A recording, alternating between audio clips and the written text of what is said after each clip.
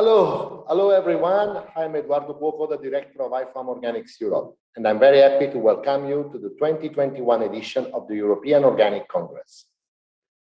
Today, I have the honor of being your host for this first part of the day, an hybrid session between many places in Europe and Lisbon.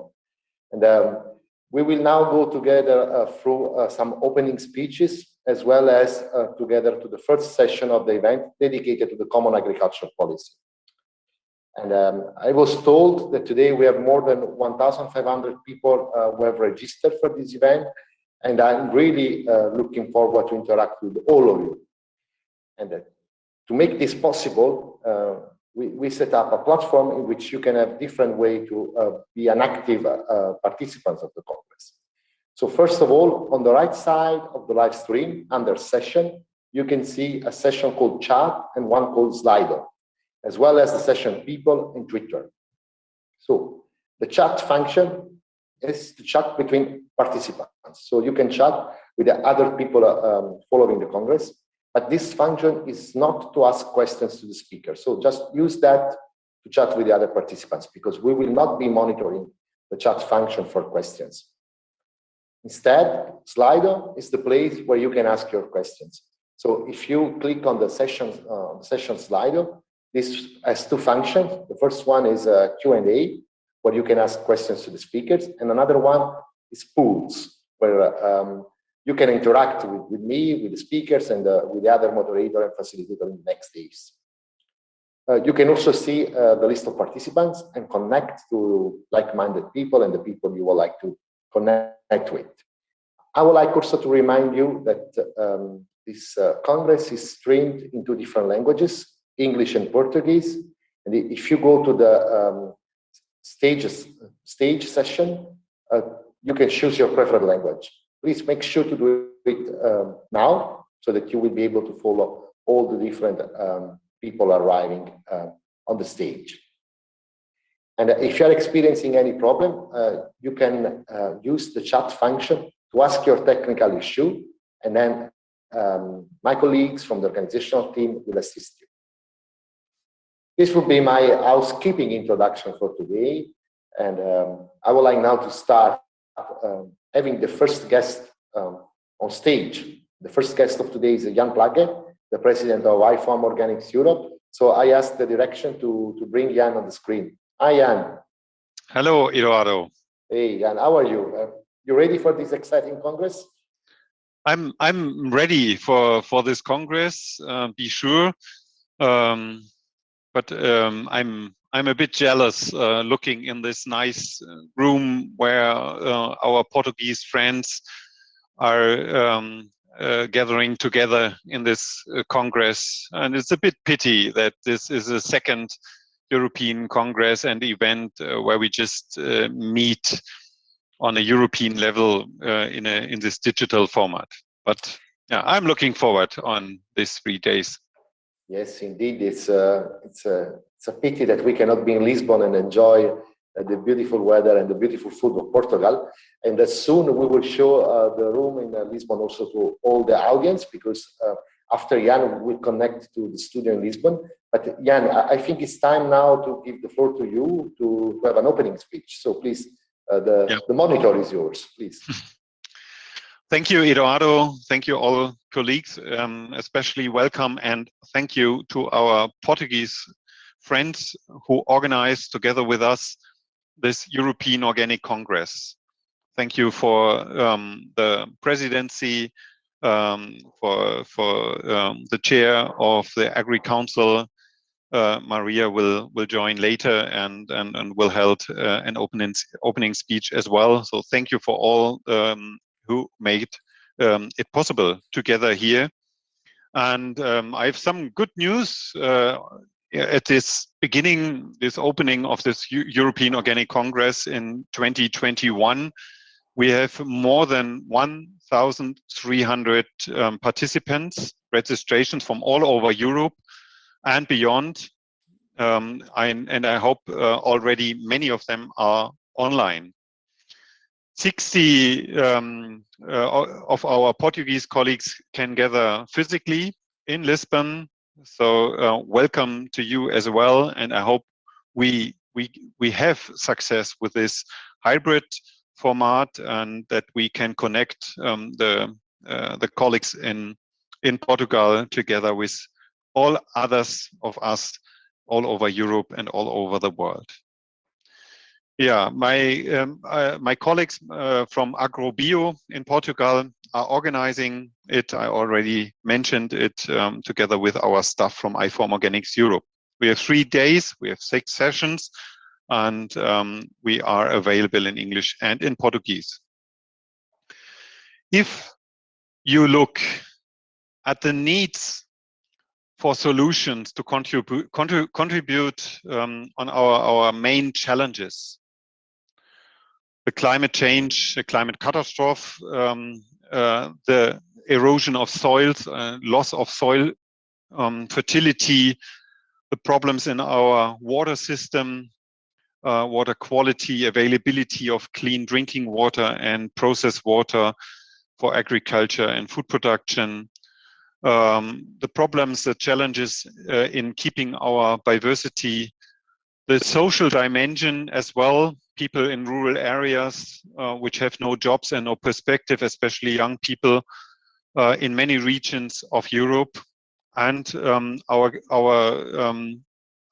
our creatures in the animal world, the animal welfare, the well-being of animals, especially in agriculture and food production. So we have a lot of a high need for solutions to contribute to all these European and worldwide challenges.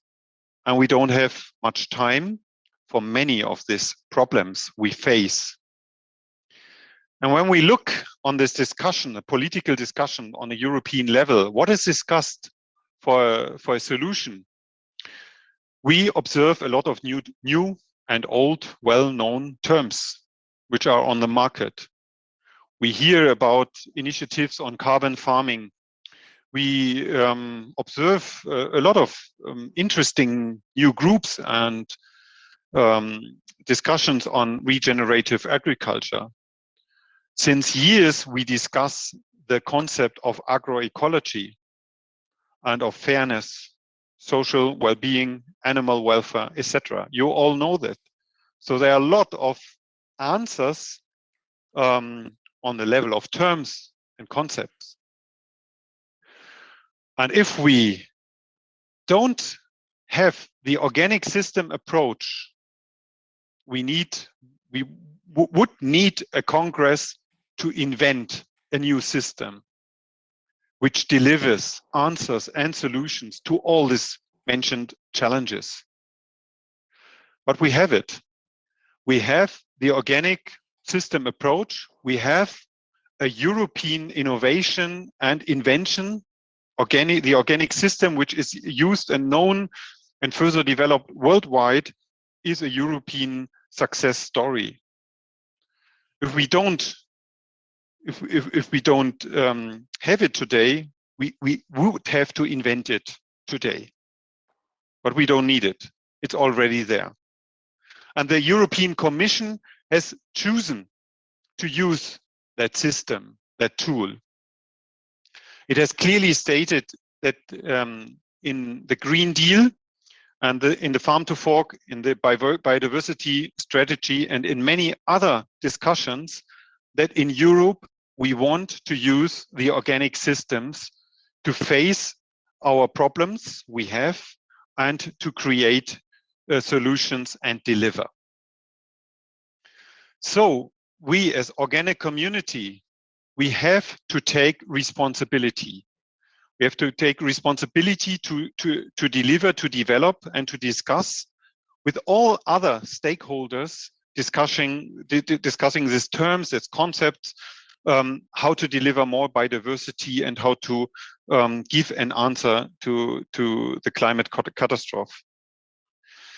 We have to take care as well that the expectations on organic is not too high so that we are not able to deliver, and we have to take action.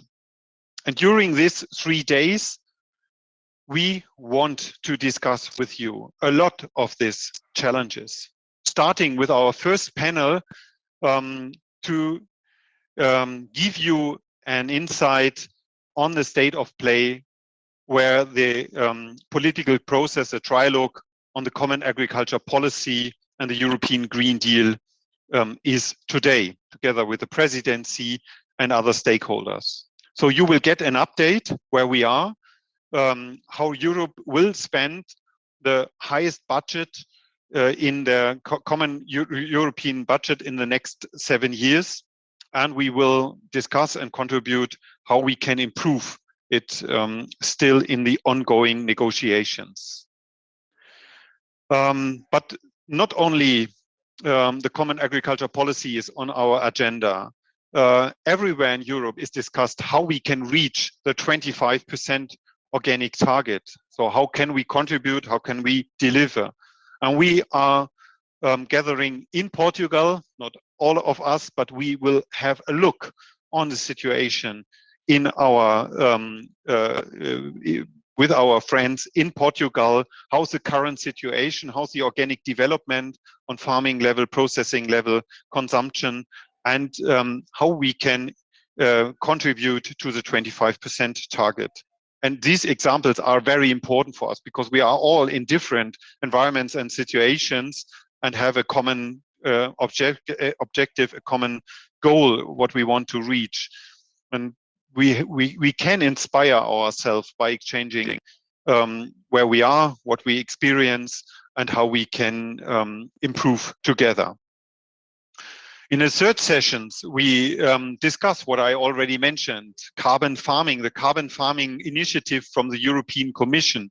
What has this to do with the organic system approach and our delivery on the climate or on the carbon farming initiative? I think it's no doubt that the organic farming concept is delivering and will deliver answers how we can further develop soil fertility, raising up humus, carbon in our fertile soils. So there we have to discuss policies and concept to support to restore carbon in our soils. But not only agriculture will be discussed during these 3 days. We have a lot of challenges creating the markets and changing the consumption, the consumer habits to develop a sustainable food system. This will be worked out and discussed in session 4.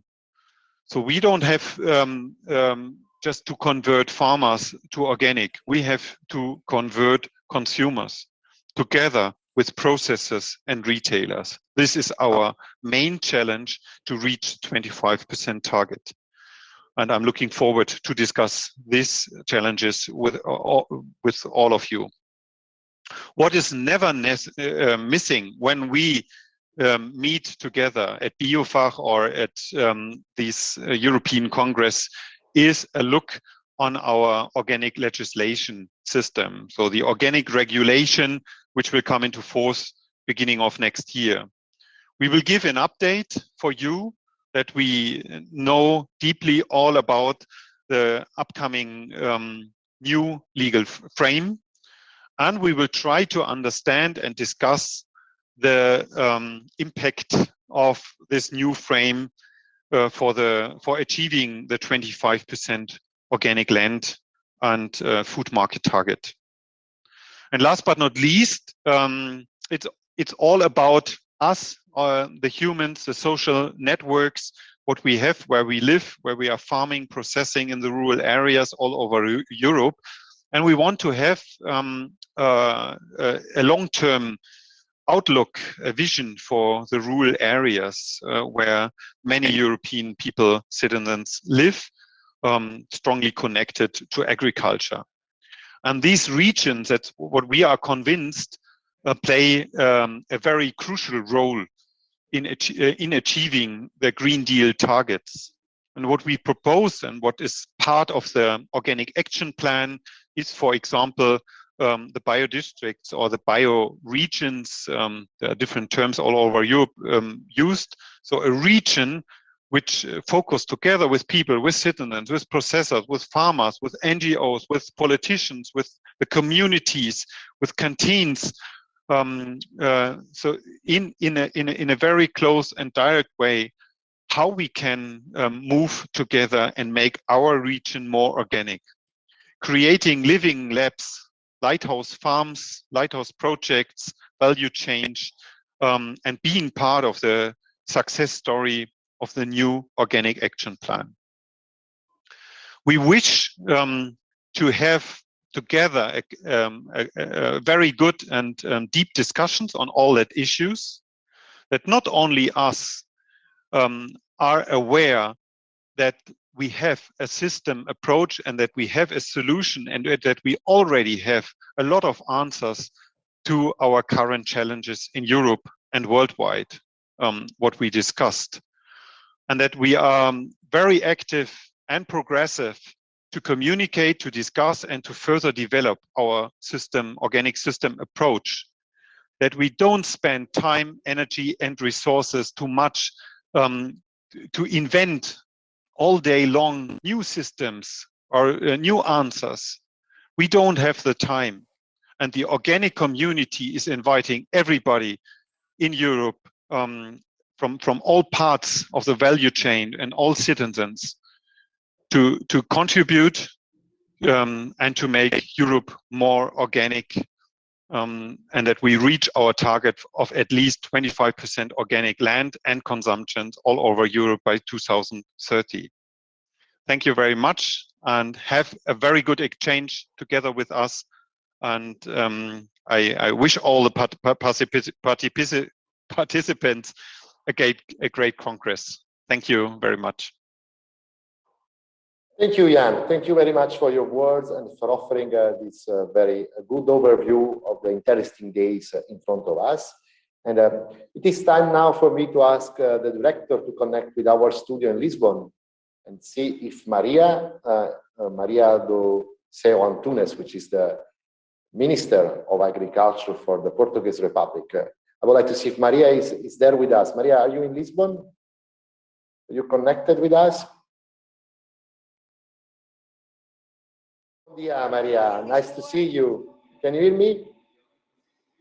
That's great, Maria. That's great. And I'm glad to see you in Lisbon, and I'm very sorry I'm not there with you. So thank you, first of all, for coming and being with us. And we met more or less 6 months ago when your presidency was starting. How do you feel after such intensive months?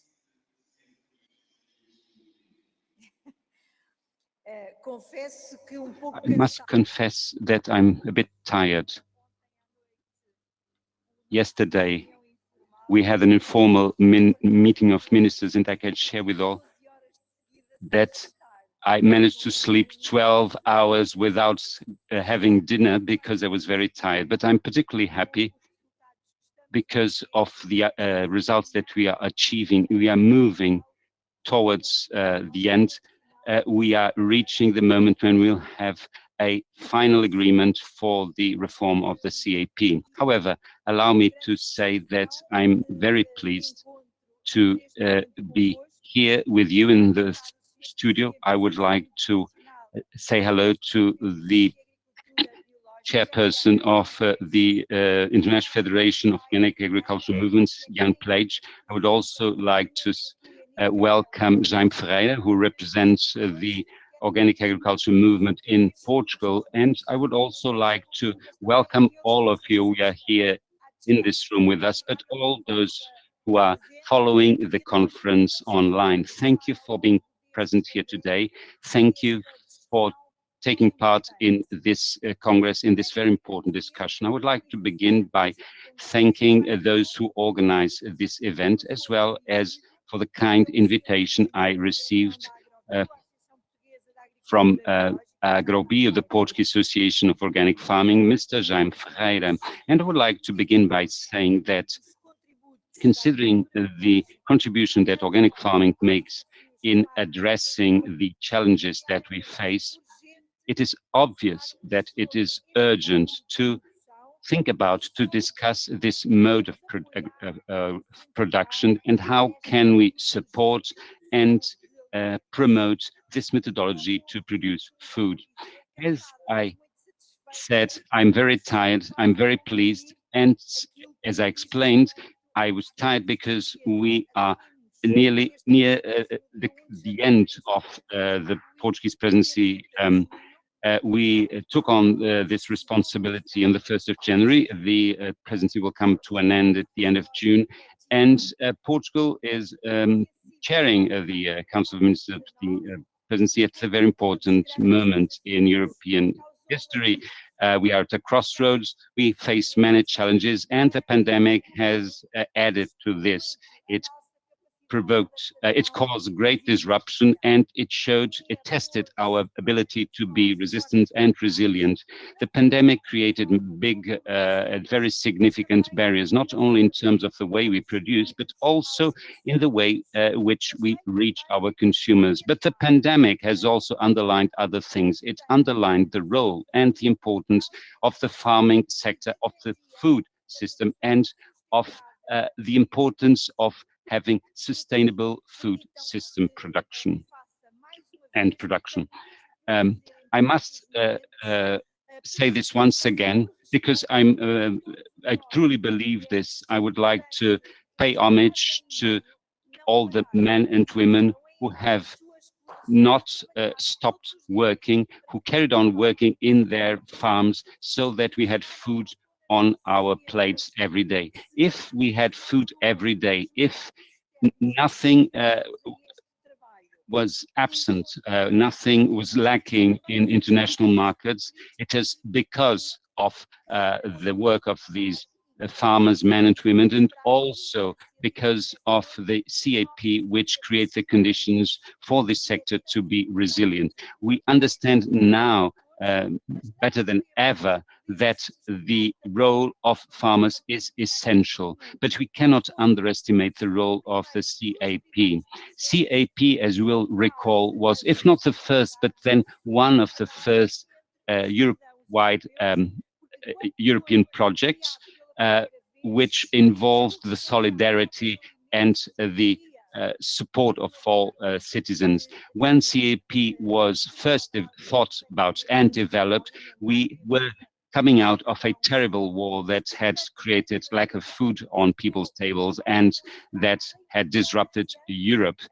Therefore, the pandemic has shown once again how CAP is important. The European project is a peace project. It is a project where people come together, where they express solidarity towards one another, even or especially before great challenges.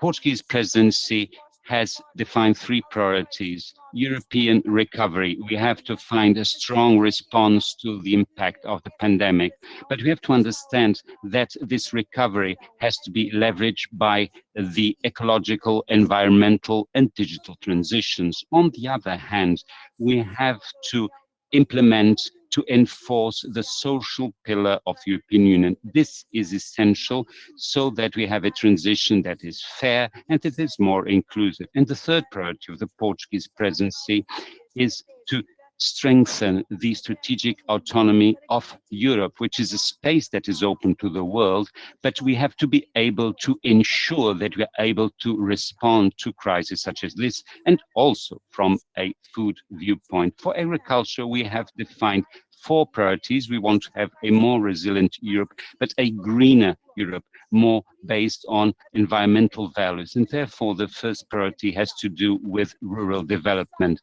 so that we can strengthen agriculture and the role of agriculture to stop the abandonment of rural areas, so that we can create a generational renewal and promote environmental friendly practices. Second priority, food safety. We have to ensure that food supply chains are sustainable and resilient, having in mind animal welfare and plant welfare. We have to strengthen the measures that are of phytosanitary measures, substitutive and complementary, animal welfare, plant welfare, and in this perspective, we have to ensure the healthy nature, the healthy environment in Europe. The third priority is innovation. We know that in order for us to support the first two priorities that I've mentioned, we have to innovate. We have to make sure that knowledge is transferred, that there is a digital transition in the agri-food sector as well, so that we use our resources in a more efficient way, whether it is the natural resources or the production factors, even the chemicals that we want to replace in the future. We have to make sure that our sector remains competitive. And for that, of course, we need to reform CAP. As I said, we are committed to completing the discussions and to achieving an agreement on the reformed CAP by the end of the Portuguese presidency.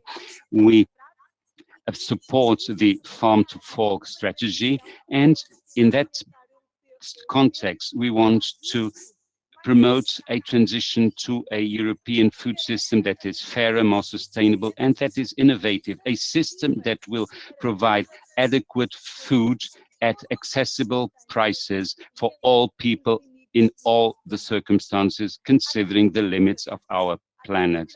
The green agriculture, environmental architecture, the need to find green solutions and answers is one of the key elements of the new or reformed CAP.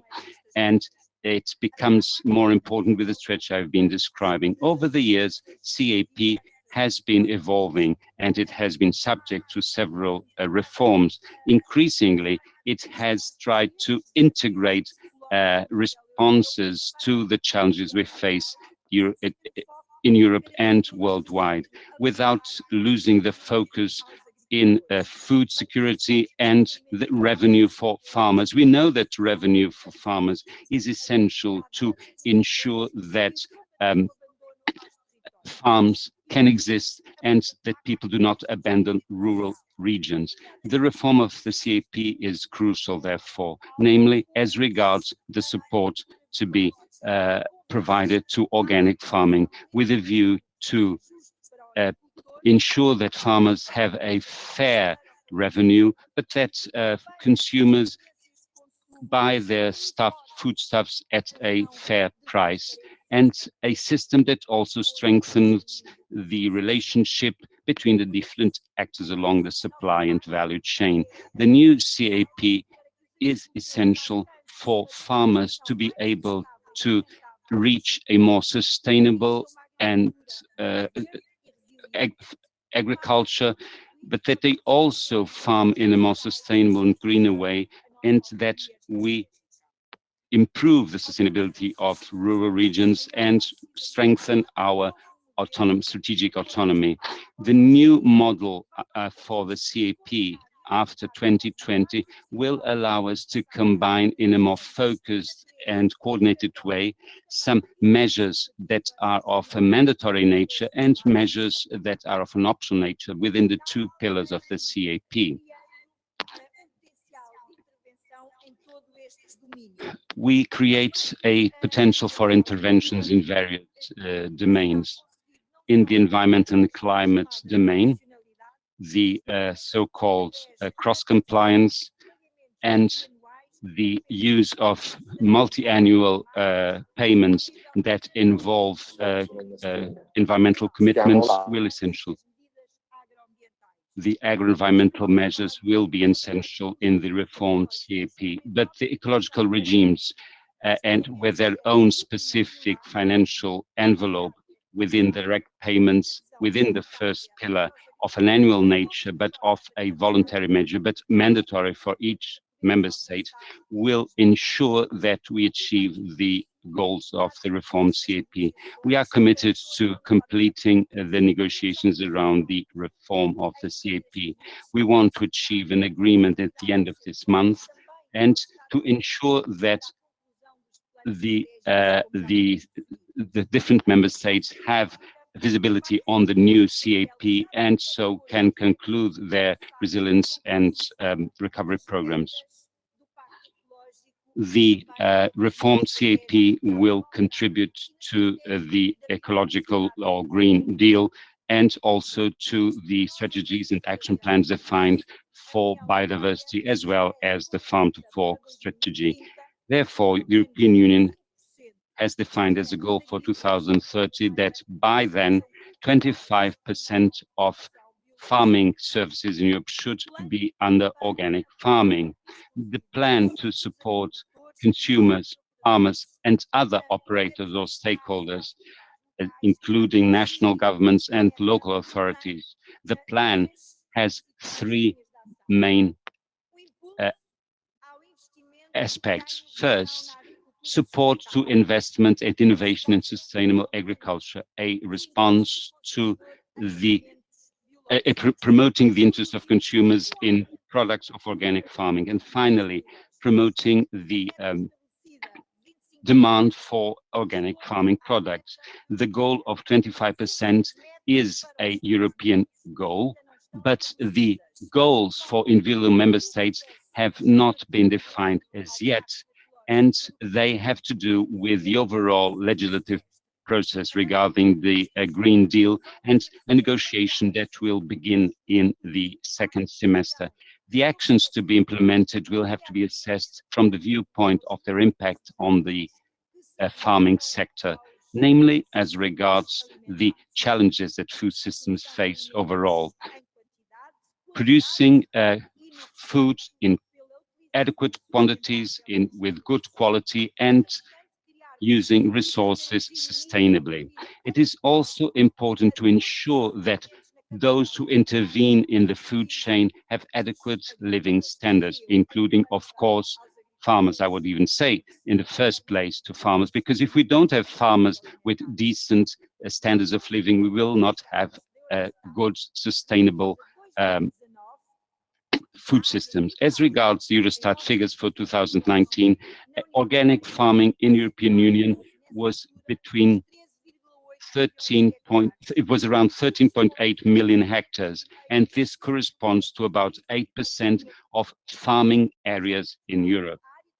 In Portugal, the areas covered by organic farming corresponded to 213 hectares. This represents about 8.2% of Portugal's farming services. So we were aligned with the European average. But if we look at more recent data, in Portugal, the surfaces that were declared as being under organic farming corresponds now to about 500,000 hectares. And between December 2020 and March 2021, we recorded some 7 new farmers who moved to organic farming.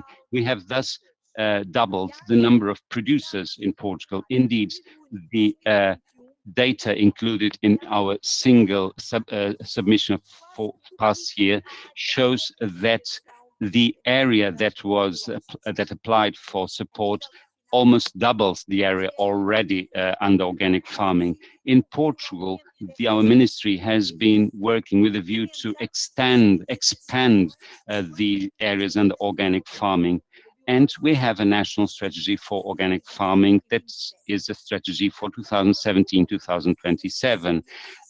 We have a commitment. We are committed to organic farming, and we have allocated a very significant part of the financial envelope or package of the Next Generation Initiative to this type of farming.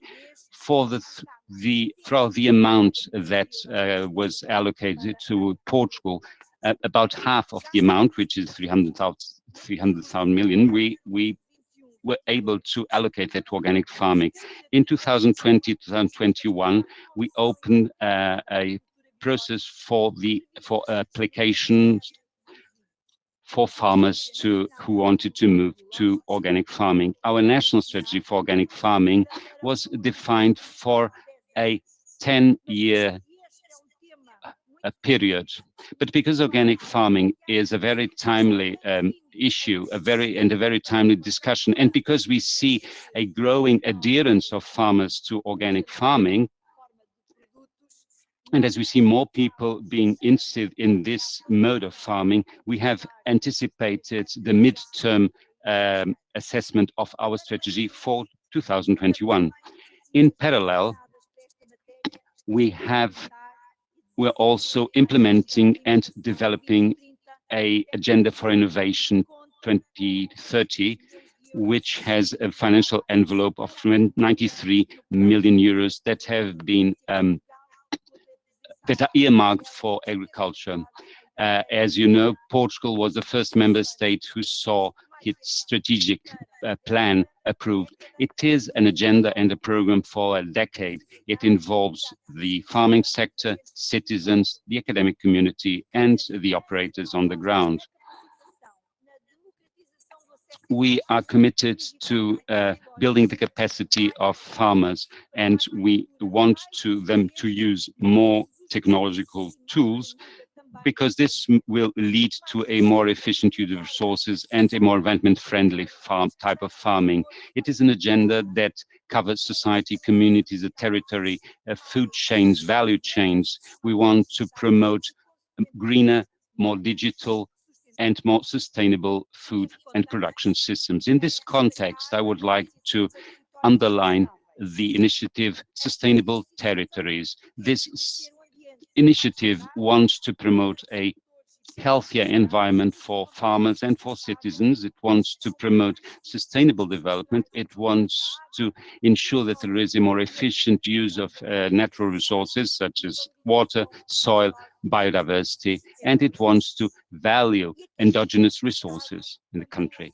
The Portuguese state also takes on its responsibilities, supporting farmers and Portuguese farming in order to promote a more sustainable farming, more competitive and resilient farming. We want the farming sector to grow, innovating it and delivering it to the next generation of farmers, not as an obsolete, an old-fashioned activity that has nothing to say to citizens and to social values. Quite on the contrary, we want to show that agriculture can be a modern, an exciting factor, a competitive sector that is based on social, economic, and environmental values that will ensure its sustainability.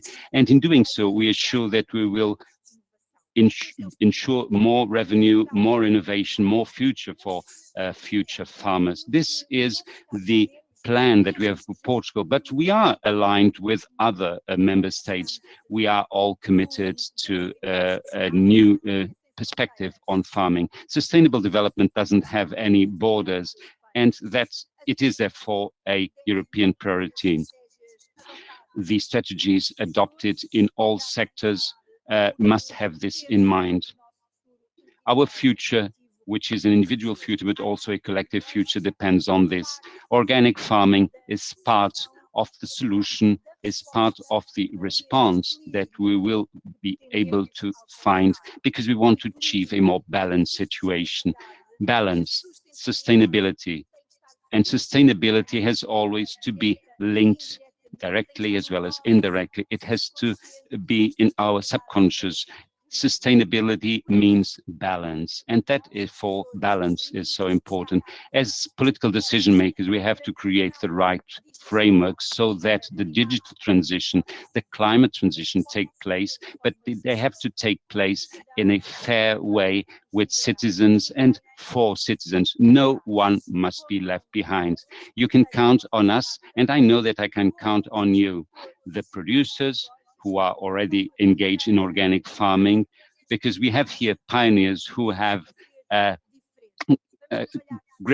we have used this opportunity and in order to do farming differently. Let us all work together to ensure that we have a future that is sustainable and balanced. Mr. Chairman, allow me to end my address with a sentence from a woman who called Maria Luz Pintasil, who was the first and until now the only woman who became Prime Minister. This is not known in other countries, but is well known in Portugal.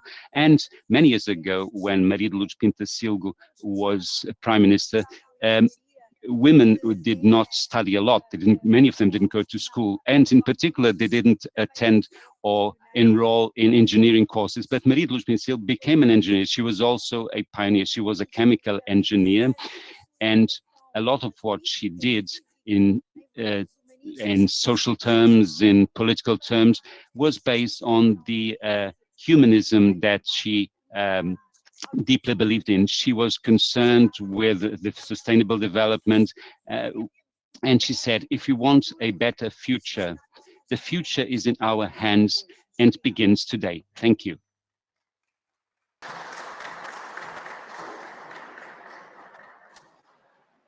Thank you, Maria. Thank you very much for your speech, for your words, and also for making the perfect bridge to the next session, where we will assess if the new CAP it's ready to deliver in terms of objective of the Green Deal, and in particular the objective of reaching the target of 25% organic land by 2030. But thank you also for being among the supporter and a partner of this conference, and giving us the chance to be connected with Lisbon today. I also had the chance to see my colleague Jaime Ferreira, the director of the AGROBIO, which is our partner in this Congress, and indeed our long-term member of IFOAM Organics Europe. So we are going to now move to the next session, but we need a very little technical break to make sure that everything will be set up for the next session. So I invite you to stay tuned. We will come back in just a couple of minutes, just time to bring the new speakers in and be online again. So I ask the director to just take.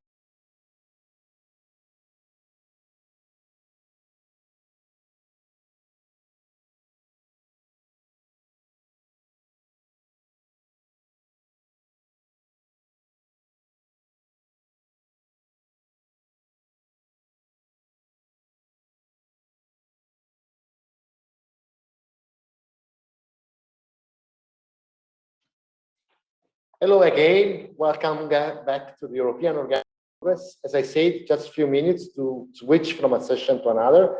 We are now ready to start the first session, a panel discussion on the new CAP and European Green Deal. How far apart are these two policies?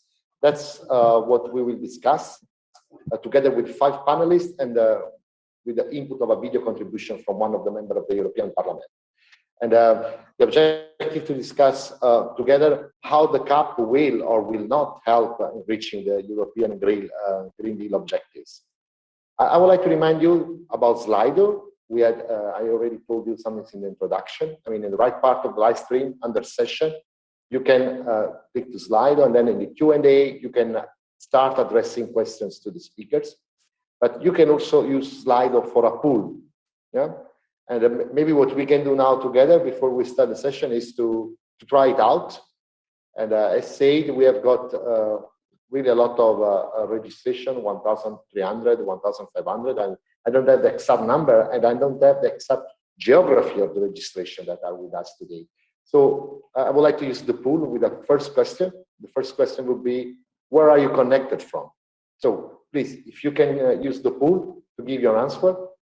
And while you give your answer, I will briefly name out the speaker of the session. The first speaker that will be with us will be Bruno Dimas, the Deputy Director of the Office of Planning, Policy and General Administration of the Portuguese Ministry of Agriculture. Then we will have a video contribution from Maria Neukel, a member of the European Parliament of the Group of Progressive Alliance of Socialists and Democrats. And she's from Germany and will give her input through a video contribution, as they say. Then we have Tassos Aniotis, the Director for Strategy, Simplification and Policy Analysis of the Directorate General for Agriculture and Rural Development of the European Commission. And then we have Celia Nissen, which is the Policy Officer for Agriculture of the European Environmental Bureau. We will have again with us Jan Plage, the President of IFOAM Organics Europe.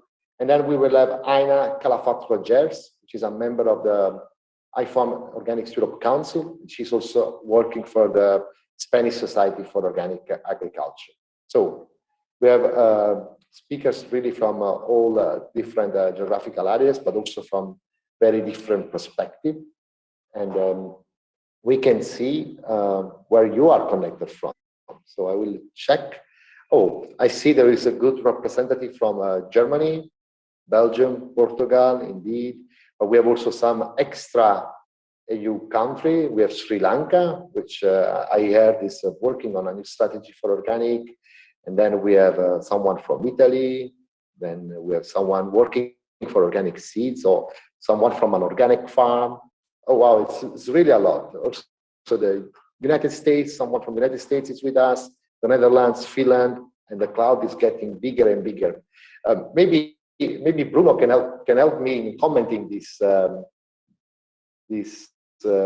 cloud. Bruno, are you there? Can you come on the screen? Yes, that's great. Bienvenido. Welcome, Bruno. Very nice to have you with us today. And look how many people from all around the world are connected to us. It's really a pity that these people is not all together in Lisbon today.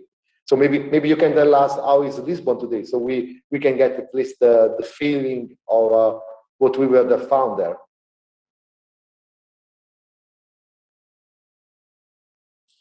Hoje, por acaso, não estão a perder grande coisa. Well, today you're not losing much here in Lisbon because the weather is not fantastic, unfortunately. And compared to yesterday, we lost like 10 Celsius, but still, so a lot of mist today. But anyway, it's hot enough. We see that summer is coming. It's at the door. Yeah. And I know that your ministry is really nearby the river, where there is very good smell of water, and the sea is not far from that. So I'm really missing much not being with you in Lisbon, but that's the way it is this year. And I mean, before commenting again on the word cloud, I mean, there is a lot of people from Germany, indeed from Portugal, from Belgium, people from Brussels. I guess these are partly also my colleagues and people who is interested to know the discussion. So thank you very much for participating in this pool. I hope you enjoyed the tool of Slido.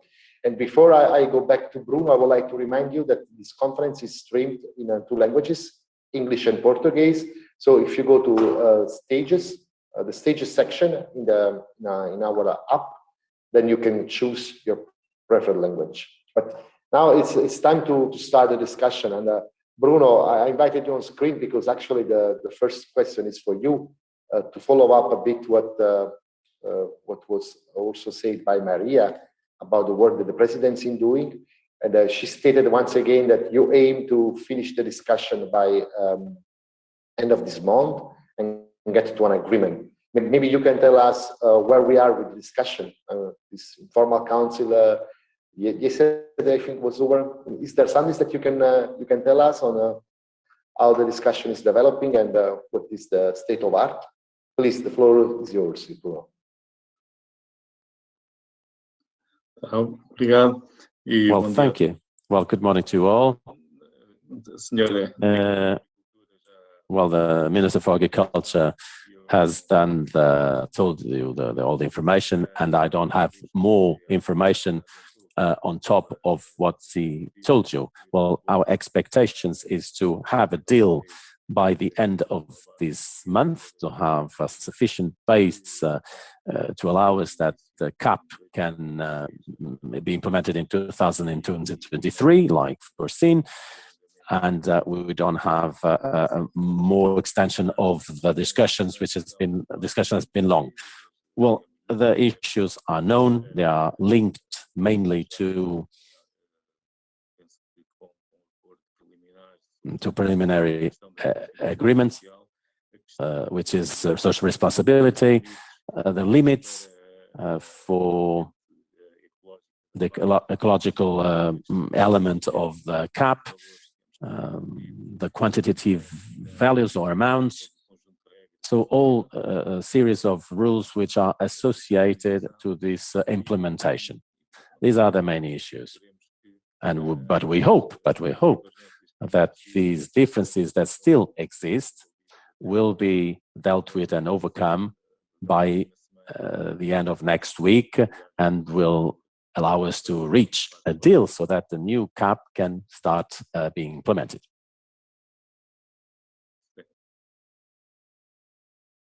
And that is all. I would like to move on with the session and asking Tassos Samiotis to come on screen with us. So Tassos, welcome first of all. I see you are in your office in Brussels. How is the weather? Is it better than Lisbon today? I don't know. I heard how it's Lisbon. It's hot. It's hot and humid. I have a curtains closed, a lighter, so you can see half of my face apparently. So it's getting a little bit hot inside the office as well. But you know, the commission is used in what you call a brutal introduction, so that's fine. We'll survive. Yeah, I didn't want to be brutal to you indeed, and I think it's quite hot also from the negotiation point of view, as we could hear from Maria and from Bruno, and how we could not hear from Maria Neukolo. Unfortunately, I could not because I don't speak German yet. But Tassos, you play a very important role in this phase of the discussion, and you are monitoring as Commission that this agreement seems to be quite difficult to reach, and it seems that the environmental aspect is part of the problem in reaching this objective. Can you tell us a bit more what is the role of the Commission in this phase and how you see the overall phase of this negotiation, please? The floor is yours. Yes, thanks. I'll be glad to do that, and also I'll be glad to do it in a manner that is not, you know, the party line, if you want, because the question that you ask doesn't surprise me. I've seen in very different formats. This is the sixth reform of the Common Agricultural Policy. I'm witnessing it in my career.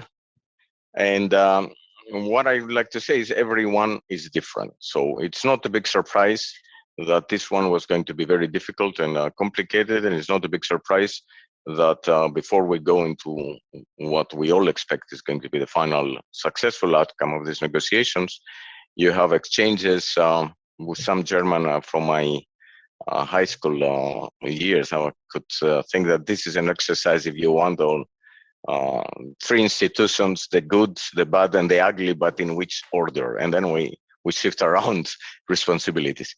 Now, it's no surprise that we're focusing on the environmental dimension, because this is a dimension that already in 2018, when we made the proposal for the future CAP, we identified as the area that we need to improve the overall ambition and assess and address directly the weaknesses of the CAP. We have seen the CAP successfully addressing economic and social issues, which is not only for the CAP, that's the experience of the developed world in the last 50 or 60 years at the expense of the environment. And although when it comes to the Common Agricultural Policy and to the European agriculture, I think we have the tendency to underestimate the fact that it has made major contributions. It's not by accident that it is the only major agricultural in the world that reduced emissions, although we stagnated any progress in recent years. It shows something. And the comments that the minister made before about the resilience of the food system also shows something. It's also very clear that what we have done is way below the need to raise the very ambitious targets we have set with the Green Deal. So in a sense, there is no dilemma between the overall direction of the Green Deal and what we wanted the CAP to go. What there is, however, with the Green Deal, and especially the Farm to Fork, is an increased level of ambition and the setting of targets in particular areas that were not the what we had proposed with the Common Agricultural Policy. And part of this discussion has a lot to do with this. It has a lot to do with the fact, how are we going to reach these particular quantitative targets? And what is the role, not only of the legal proposals and the drafting of articles, which is where we tend to put the focus in the current level of the negotiations, but what will come afterwards. We should not forget that whether it is on eco schemes or on agro-environmental measures, on conditionality, we are facing a very significant weakness, if you want. It is a fact that while we have directives for air, water, and biodiversity, we don't have a directive for soil, and soil is so central in addressing good practices and in improving the environmental ambition.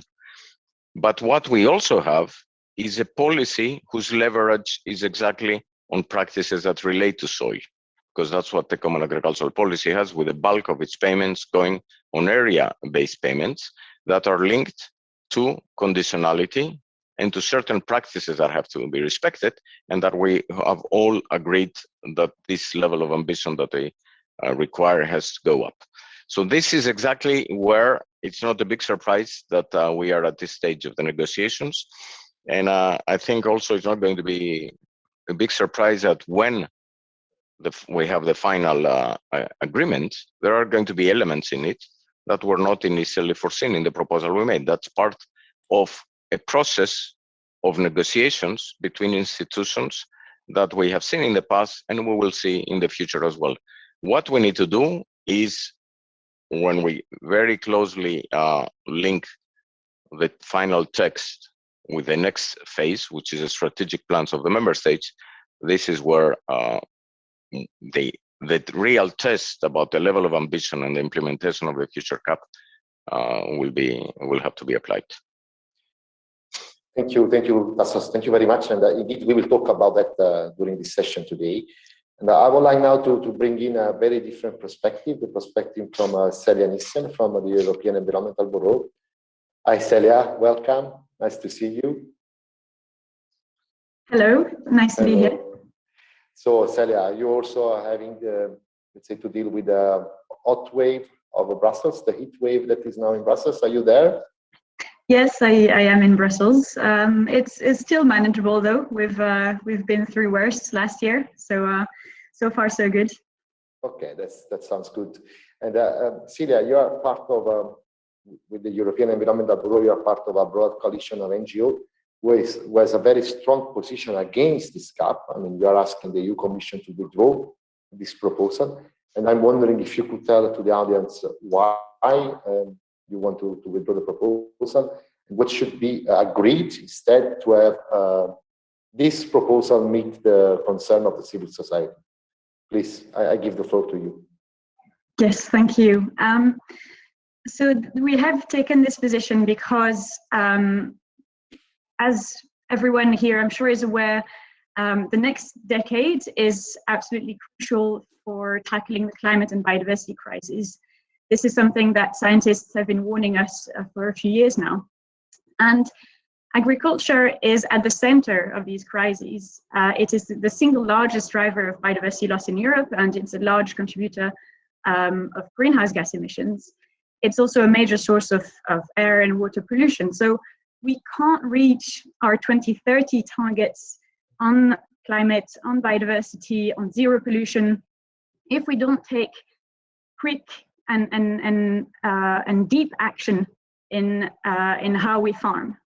And so the CAP is absolutely central to this. We're talking here about the policy which will shape the practices put in place by farmers between 2023 and 2027, the best part of this crucial decade. And agriculture is out of balance. It was interesting to hear the Portuguese minister talk a lot about balance, but we don't have balance, and we won't have a balanced policy or balanced sector unless we really change this CAP and how things are done in the sector. So we were already quite critical of the legislative proposals of the Commission 3 years ago, which sounded good on paper, but already had some key weaknesses, especially when it comes to ring fencing of funds for green measures, or the performance framework, which didn't really set targets, didn't really have strong accountability mechanisms.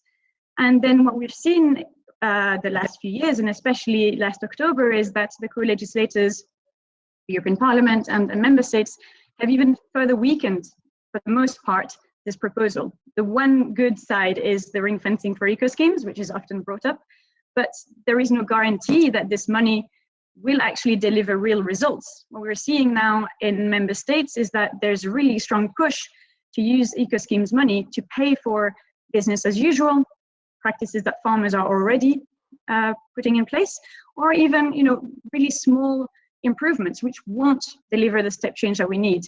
So we don't have enough funding for climate and nature-friendly farming, for organic farming, and the funding that we do have doesn't really have a guarantee of delivering the right impact.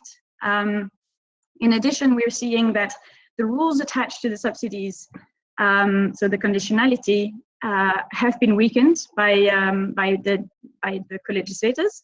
There's a further push to weaken them in these last days of negotiations, and going back to all the old loopholes and exemptions that we had in the current CAP, using crop diversification instead of crop rotation, for example, allowing productive practices to count as non-productive biodiversity-friendly areas or landscape features. And in the current CAP, we know that these exemptions and these loopholes led to the lack of environmental impact of the policy. So we can't afford to make the same mistake and repeat these same loopholes and the same exemptions for another best part of a decade. And then on top of that, of course, this new CAP does not have any targets. Member states receive the money and have very little accountability, very little to report on to the Commission. They will just need to ensure that the measures they put in place are taken up by many farmers, which gives them an incentive to set up pretty ambitious measures, rather than actually ensuring that those measures are having a real impact on the ground. So for all these reasons, environmental campaigners, but also wider civil society organizations have come up at the end of October last year, when the positions of the co-legislators were adopted, to say, this is not going to do it. Commission, you need to step in. You have a Green Deal to defend. You need to withdraw this proposal. We have not seen that happen so far, but it's not too late. And if the Commission does not withdraw the CAP, we need at the very least to have really strong mechanisms for a serious midterm review, so that we don't waste a full 7 years of status quo and business as usual, and we can redress the direction of the policy in a few years. Thank you, Celia. Thank you very much. A very clear, statement from your side. And I would like to continue this discussion, bringing in Jan. Hello, Jan. Welcome back. Hello. Hi. Are you in Germany, right? Are you in the headquarters of Bioland? Where are you today?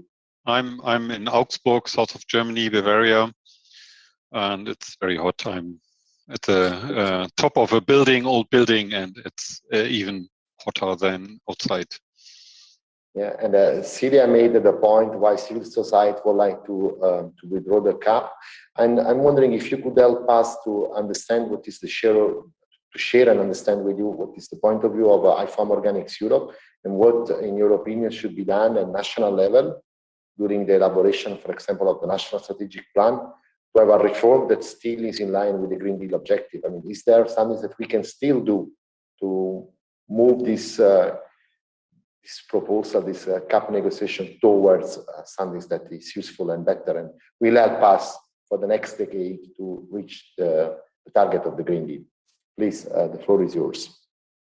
Yeah, it's a quite difficult situation where we are in. So while we are following the trilogue negotiations, and the member states are going on the full process of planning, drafting the strategic plan, some of member states are already calculating, others are already going into the parliament and making decisions on the CAP, national CAP legislation, and and we have still no CAP regulation. It's a difficult situation. So what we do as IFOAM Organics Europe is to stay in a close contact with our members, with the farmers, processors, retailers, citizens, advisors, CBs, etc., civil society, our colleagues from the NGOs, and asking what's happening in your member state. And in general, the task, even if the political process is difficult, the task which has to be done in the member states is not so complicated. The frame is clear, the targets are clear, and the member states, they have their budgets. They know more or less a budget in Pillar 1, and possibly in the compromise of the trilogues, somewhere between 20 and 30% has to be dedicated to the eco schemes, and then they know their budget in the second pillar. So and they know where they are today from organic farming, and what they are willing to contribute to the European farm to fork biodiversity target. So it is not so complicated to calculate what it's needed in the next 7 years to reach the organic farming land targets. It's a bit more complicated, or it's a bit more difficult to develop national targets to convert canteens consumptions. This is understandable, but this is done in some member states too. But what we observe is really worrying us, and should worrying Tassos, the Commission. We started a survey first to start with a positive example. For example, it's Sweden. Sweden, they have already a lot of organic managed land, but they want to reach more and more than the average target in Europe. So they want to reach 30%, and they have already calculated the need for the payments for organic maintenance. And so this is still under political discussion. It's clear, but so this quite easy target is done. And on the other hand, they are discussing new rates of organic food in public canteens. So this is quite a good example. And then we have really bad examples in Europe, in the member states, what's happening. Maybe we can go in details later on in these discussions. But what we observe is really a pushback in many member states.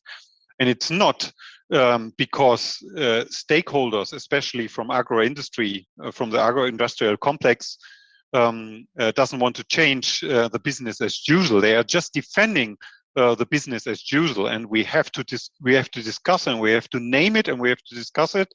That we won't reach Green Deal targets if the stakeholders from agro-industry is now defending really like a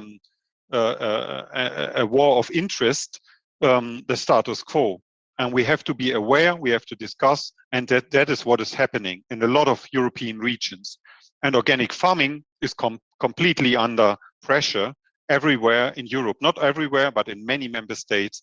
Organic farmers face possibly loss in income, and this is it's completely crazy. They will lose a lot of income compared to conventional farmers, and this is a result of the status quo of the planning process of strategic CAP plans so far. Thank you, Jan. It's a bit worry, all the elements you put on the table now, and I hope next speaker can tell us something that it's less worry. Let's see. But first of all, let me welcome Aina Calafat-Roger. Hi, Aina. Hi. Bienvenida. Welcome. Gracias. Thank you for being with us today. If I'm not mistaken, you are connected from Palma de Mallorca. Yeah, that's right. And it's are you already going swimming in the ocean, or it's still too early? No, it's here. It's sunny, warm, nice for visitors and for swimming. But luckily to dry for local biodiversity and for farmers. So. Good. And Anna, I mean, we invited you because you are following very closely the discussion at the European level, but also at the national level in your country, in Spain. And your country is one of the countries with the highest share of organic land in Europe. So I'm wondering if you could tell us how the discussion at national level are going, and if you and other relevant organic organizations are involved in the consultation process. I mean, how Spain is really designing or co-designing the CAP strategic plans. Could you share with us your experience, please? The floor is yours.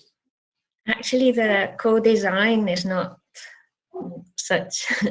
Unfortunately, the process hasn't been transparent at all, and it has gotten even worse for the last months. The organic sector wasn't invited to the bilateral meetings that the ministry held, although it represents an important part of the agricultural sector in Spain. And as you've already said, we have one of the highest rate of organic in Europe. The government has held meetings with the regional governments. As you know, we have 17 regions, so there's the discussion there, and I think that there's quite part of the problem that everyone wants to maintain their status quo. Also, they've had meetings with 3 of the main farmers' organizations and the representatives of cooperatives, like the Copa Cogeca in Spain. And there's a strong push to keep the status quo.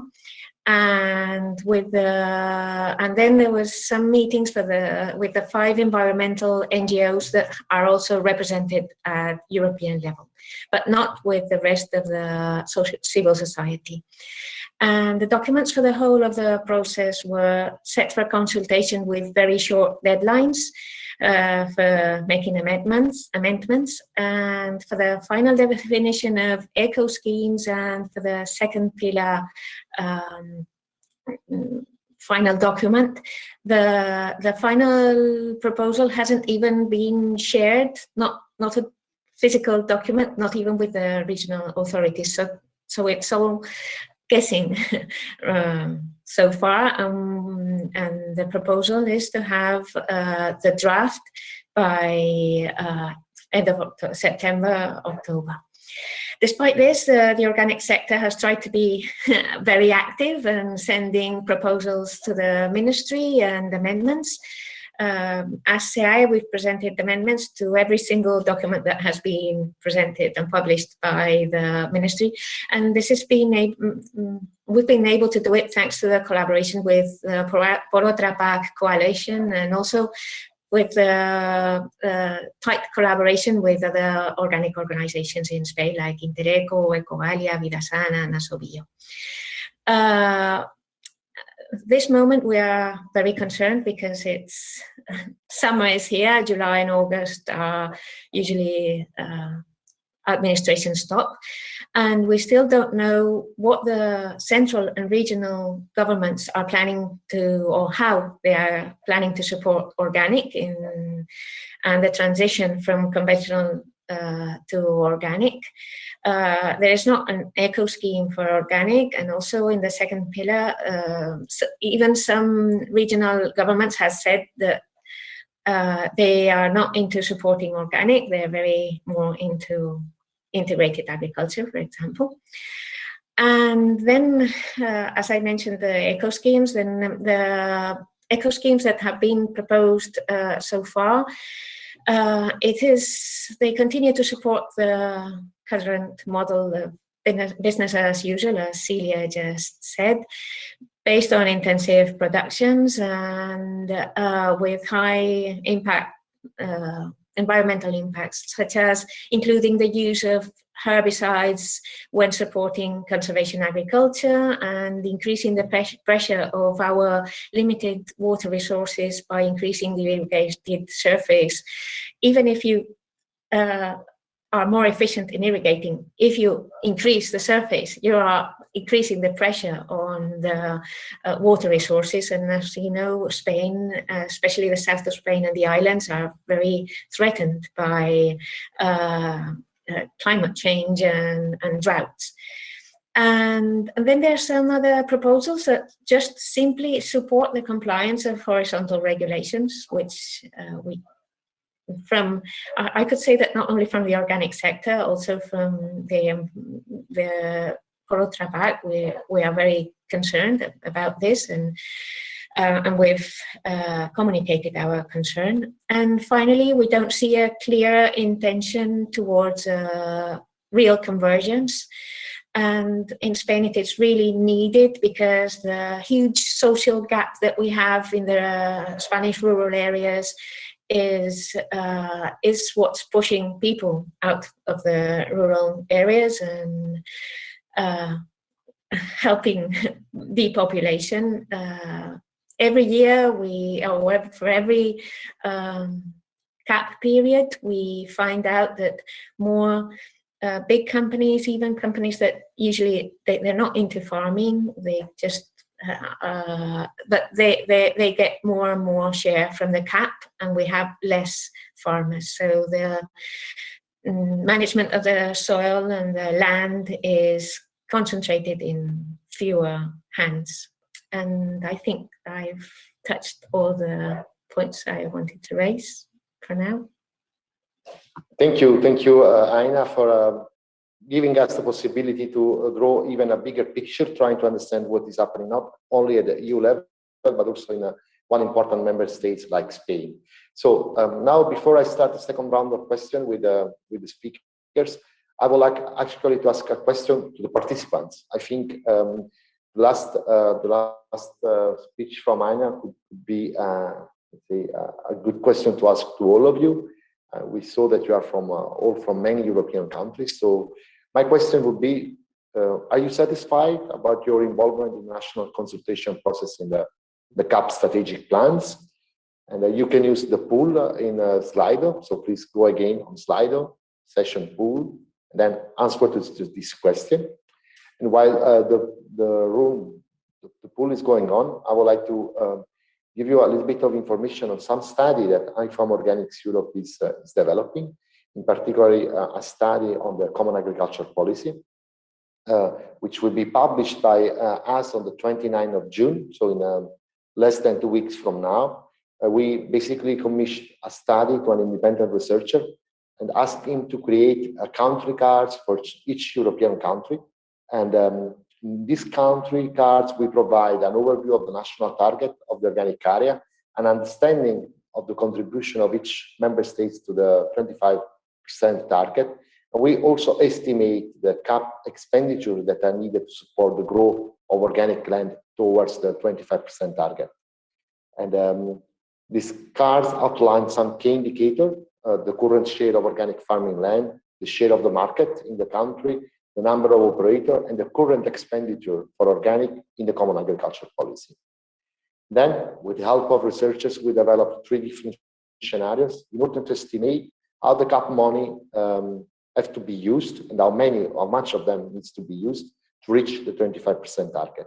And the 3 scenarios are built, the first one, accordingly to a linear trend growth, which means that we assume that organic will follow the growth observed from 2014 to 2019.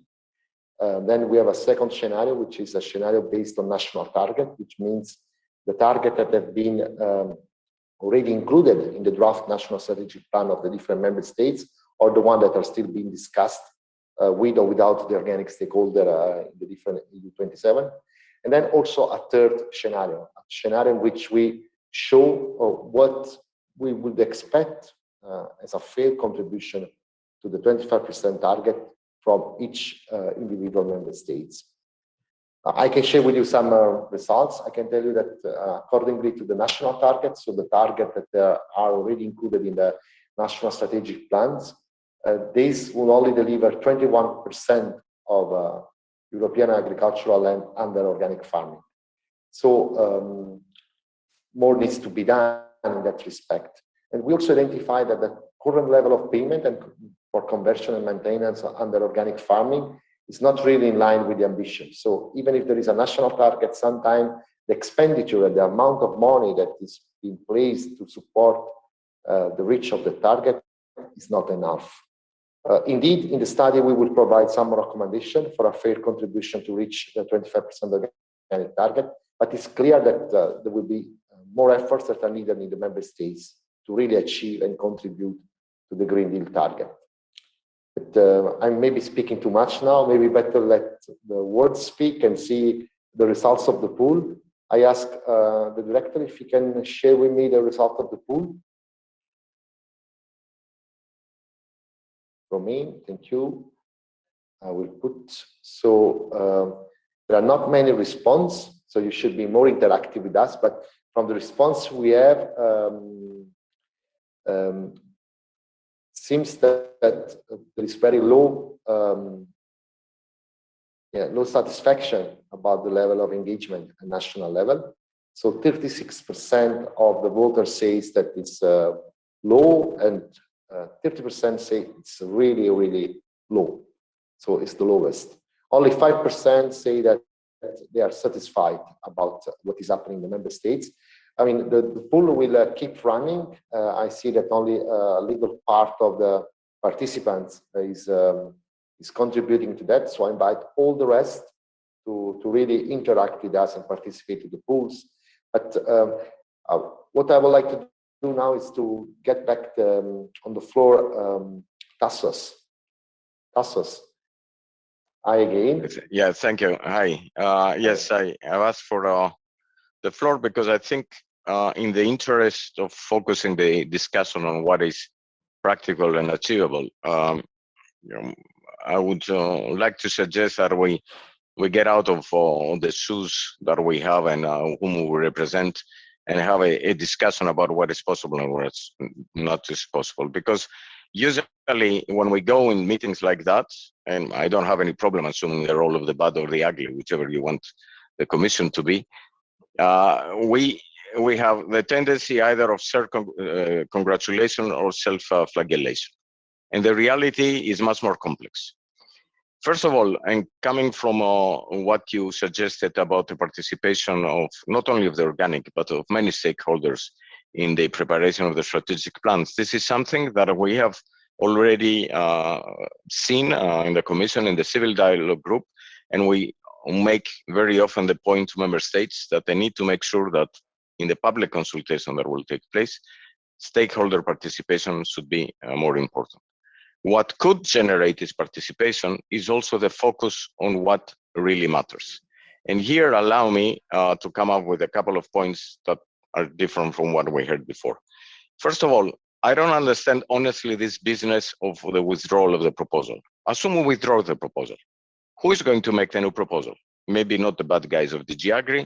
Some new proposal will come out that will going to be better. It's going to go through the same council and the same European Parliament. The same council and the same European Parliament. So if we really think that the outcome of the negotiations is not the one that we would like, and as being the one that was coordinated in the preparation, even in the impact assessment before, and I compare what is coming out with what we propose, I'm also among the ones that would have liked to see much more ambition out of it. We need also to be realistic in terms of what is the balance of power. And we also need to be critical, self-critical about what we're missing. And what we're missing is clearly a communication about what matters and what doesn't matter. Where is the focus again? On the budget and how we're going to spend all this budget. Why should the focus be on the budget? Not in the sense that, I mean, it's important how much we have and where we spend it, but what's more important is we tried to put out already years ago what happens in the ground, and on the ground is what matters. This is what we have to measure, and this is how we have to measure ambition. And this is an extremely important element for the organic sector, because whether the organic sector goes to 17, 20, 25, or 30% in terms of area, what matters is what happens in the rest of the area. And if the overall level of ambition doesn't increase in the rest of the area, the cost gap between the organic and the non-organic sector is not going to be reduced. And the organic sector will have a very serious problem of achieving targets, because this cost factor is also going to be passed on to consumers.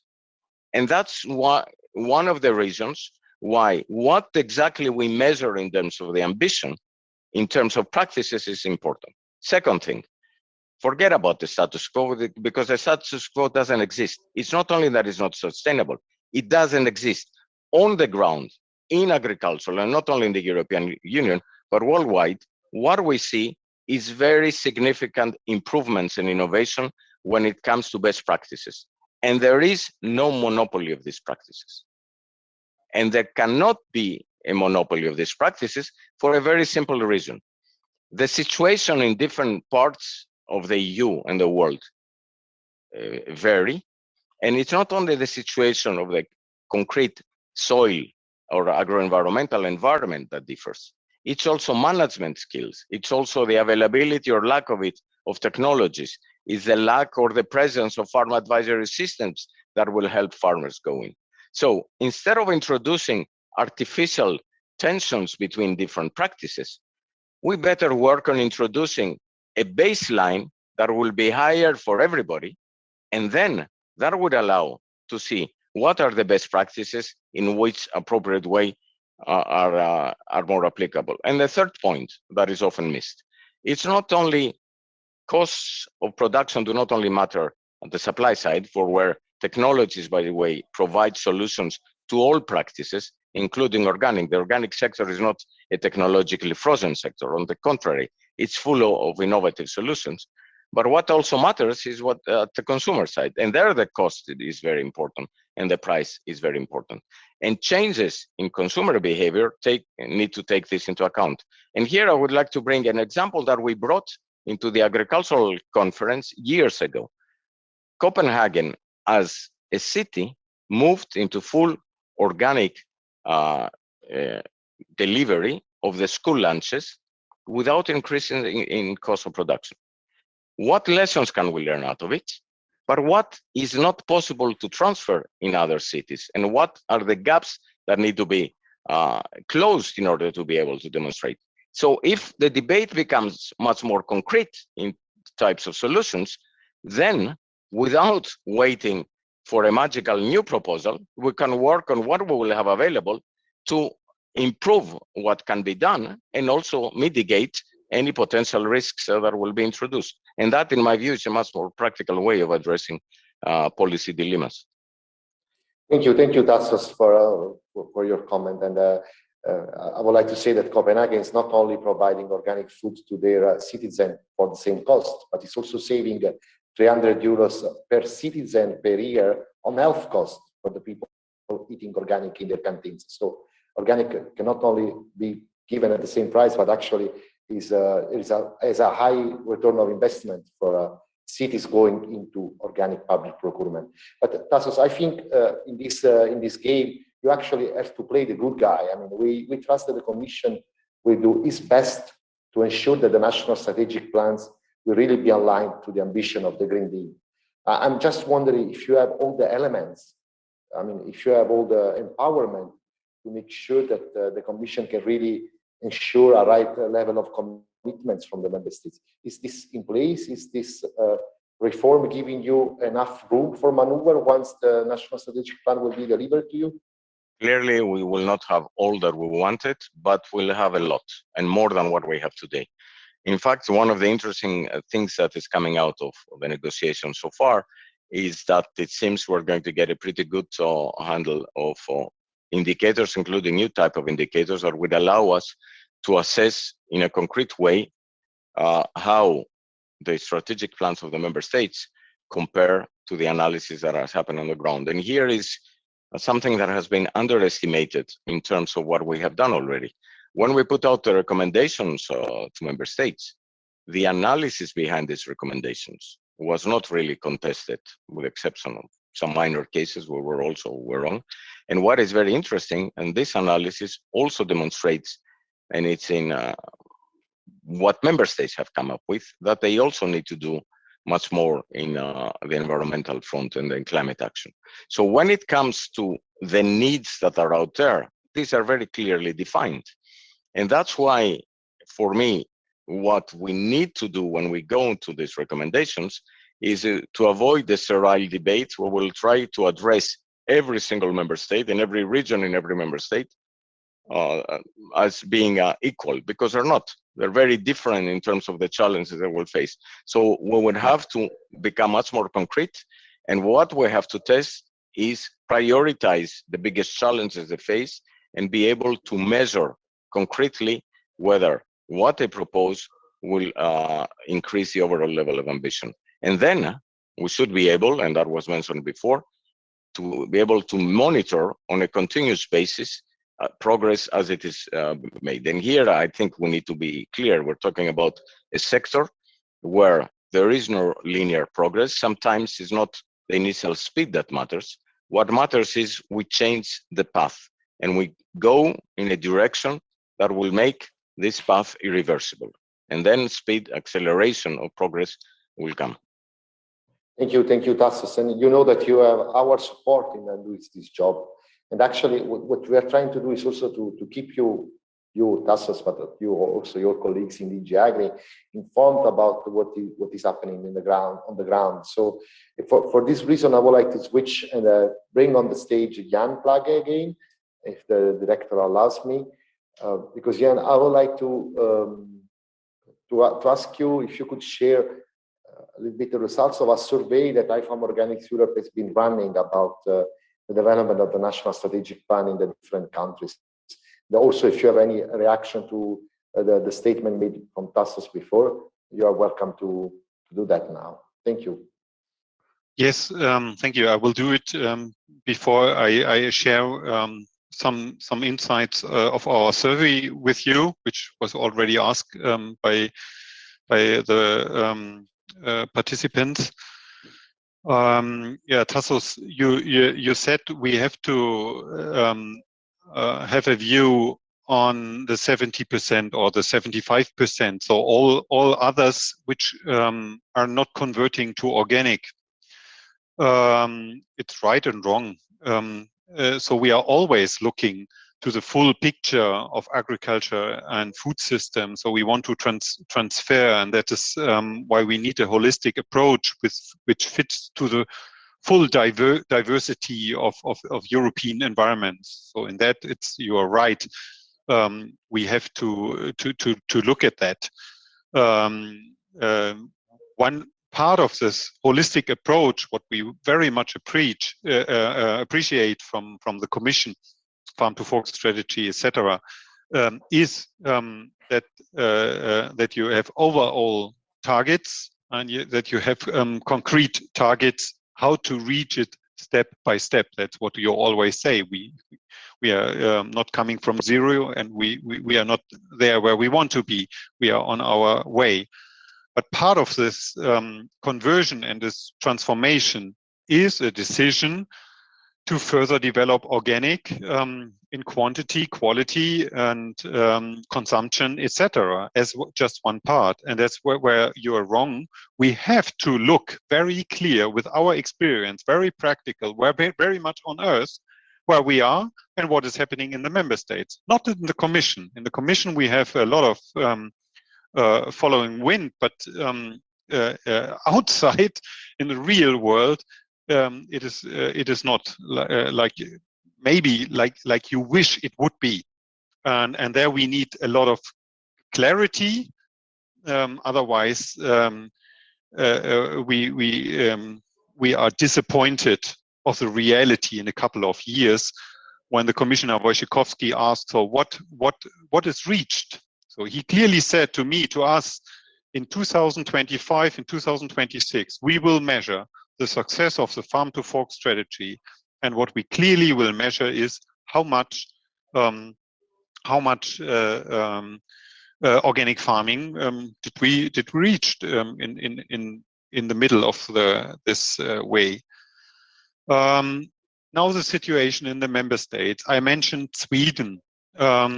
I can say on Denmark, Denmark is positive as well, as a lot of positive development in Denmark, but not because Denmark has changed their ambition today and because they have Copenhagen. Denmark is a member state where there's a long tradition and understanding that the sector, the organic sector, engaged organic sector, needs a strong alliance with the national government to draft and to implement organic action plans on national and regional level.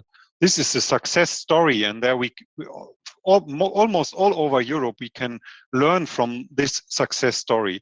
It's not that the Danish people are so different from German or Spanish people or other European countries.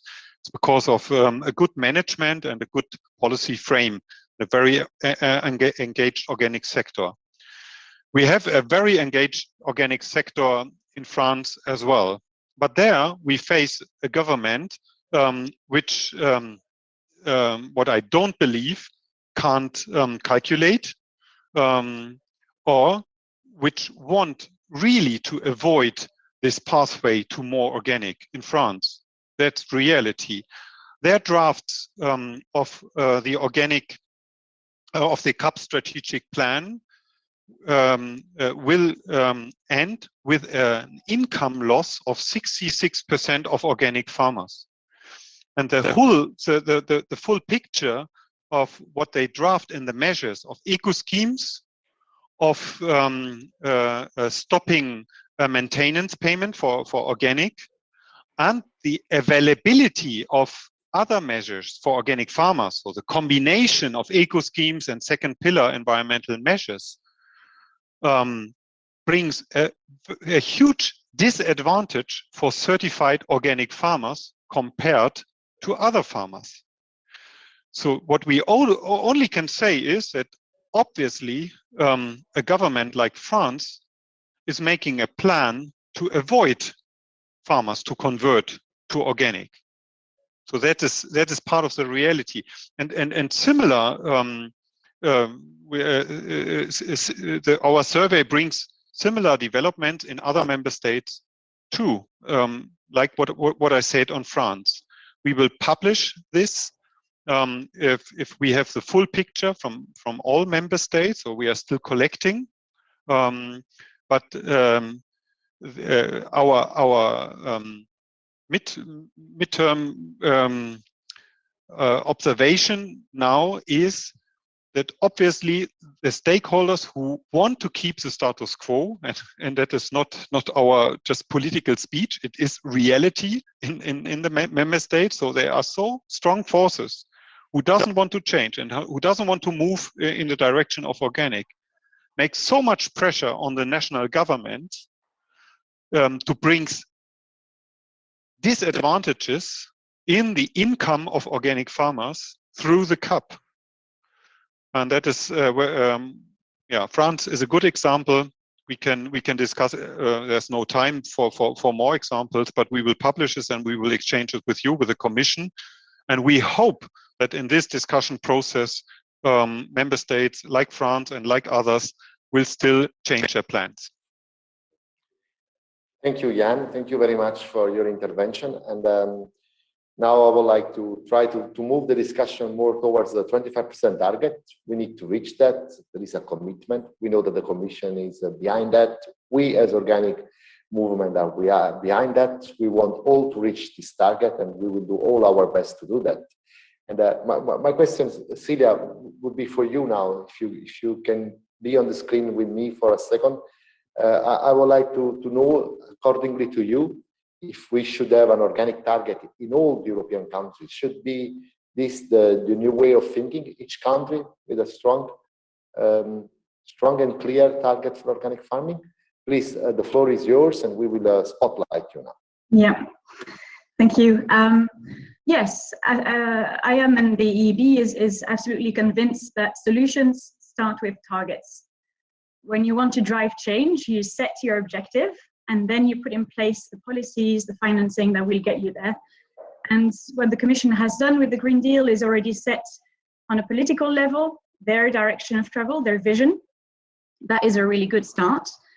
We have welcomed the targets that are in the Farm to Fork strategy, but now if we want to deliver on this Farm to Fork strategy, we really need these targets to become not only binding at EU level, but also really have some weight, legal weight in member states. So we have been arguing for the translation of these ambitions into legally binding targets, and especially for their integration into the Common Agricultural Policy, which is rightly presented in the Farm to Fork strategy as one of the main policy levers and funding mechanisms for achieving the objectives of the Farm to Fork strategy. So if we don't bring these objectives in the CAP, it's really hard to see how this policy could really be implemented in member states to deliver here. And so here it's about, of course, setting those targets at EU level, but also seeing how they can be translated at member state level, so that every member state contributes based on their current situation and based on their capacities to go beyond where they are now and reach those targets for the EU as a whole. And I also wanted to come back on some of the points that Tassos made earlier. Maybe first to say that I agree wholeheartedly with Jan when he says we of course need to look at what's happening in the member states. And that is what we do as the European Environmental Bureau. We are a network of environmental organizations from across Europe. We are in constant dialogue with our members who are working at the national level to try and implement a greener cap. And what we hear from them is that, generally speaking, there is a lack of ambition from member states. Maybe we can't say status quo. Can we say business as usual? There is no change of direction. We are largely continuing, or member states are wanting to largely continue to put the money where it's been going for the last decade, and that will just not do. And why focus on the budget? Because money, those subsidies shape what farmers do. We don't focus only on the budget, we also look at the rules, we look at the governance, but all these things together need to make a coherent and robust framework that will drive action in the right direction, and we don't see that that is the case currently. There are, of course, lots of farmers who are, like Tassos said, innovating and changing their practices to become more resilient, to decrease their environmental impact, but this is not translating in overall reductions in the environmental impacts of agriculture at EU level. So either this means that these improvements are offset by worsening in other parts of the sector, or that they're just too small to have a real impact at the large scale. So that's why it's really crucial that we link up what's happening on the ground with this policy, and that we use the funding and the rules, the regulations and the targets that we can put in place, that you as policymakers can put in place to drive the sector and support farmers in this transition to agroecology. Organic farming is a crucial part of that. We believe that it's important also to help all farmers change and improve their practices, whether or not they're organic already and certified organic. But it's really important that the Commission makes sure that member states deliver on these ambitions. This is EU money, this is taxpayers' money, and it's the Commission who will then have to answer to the citizens on this. So it's really, it can't overstate how important this is. Thank you, Celia. And indeed, we are here to discuss and collect a different point of view and have a debate on that.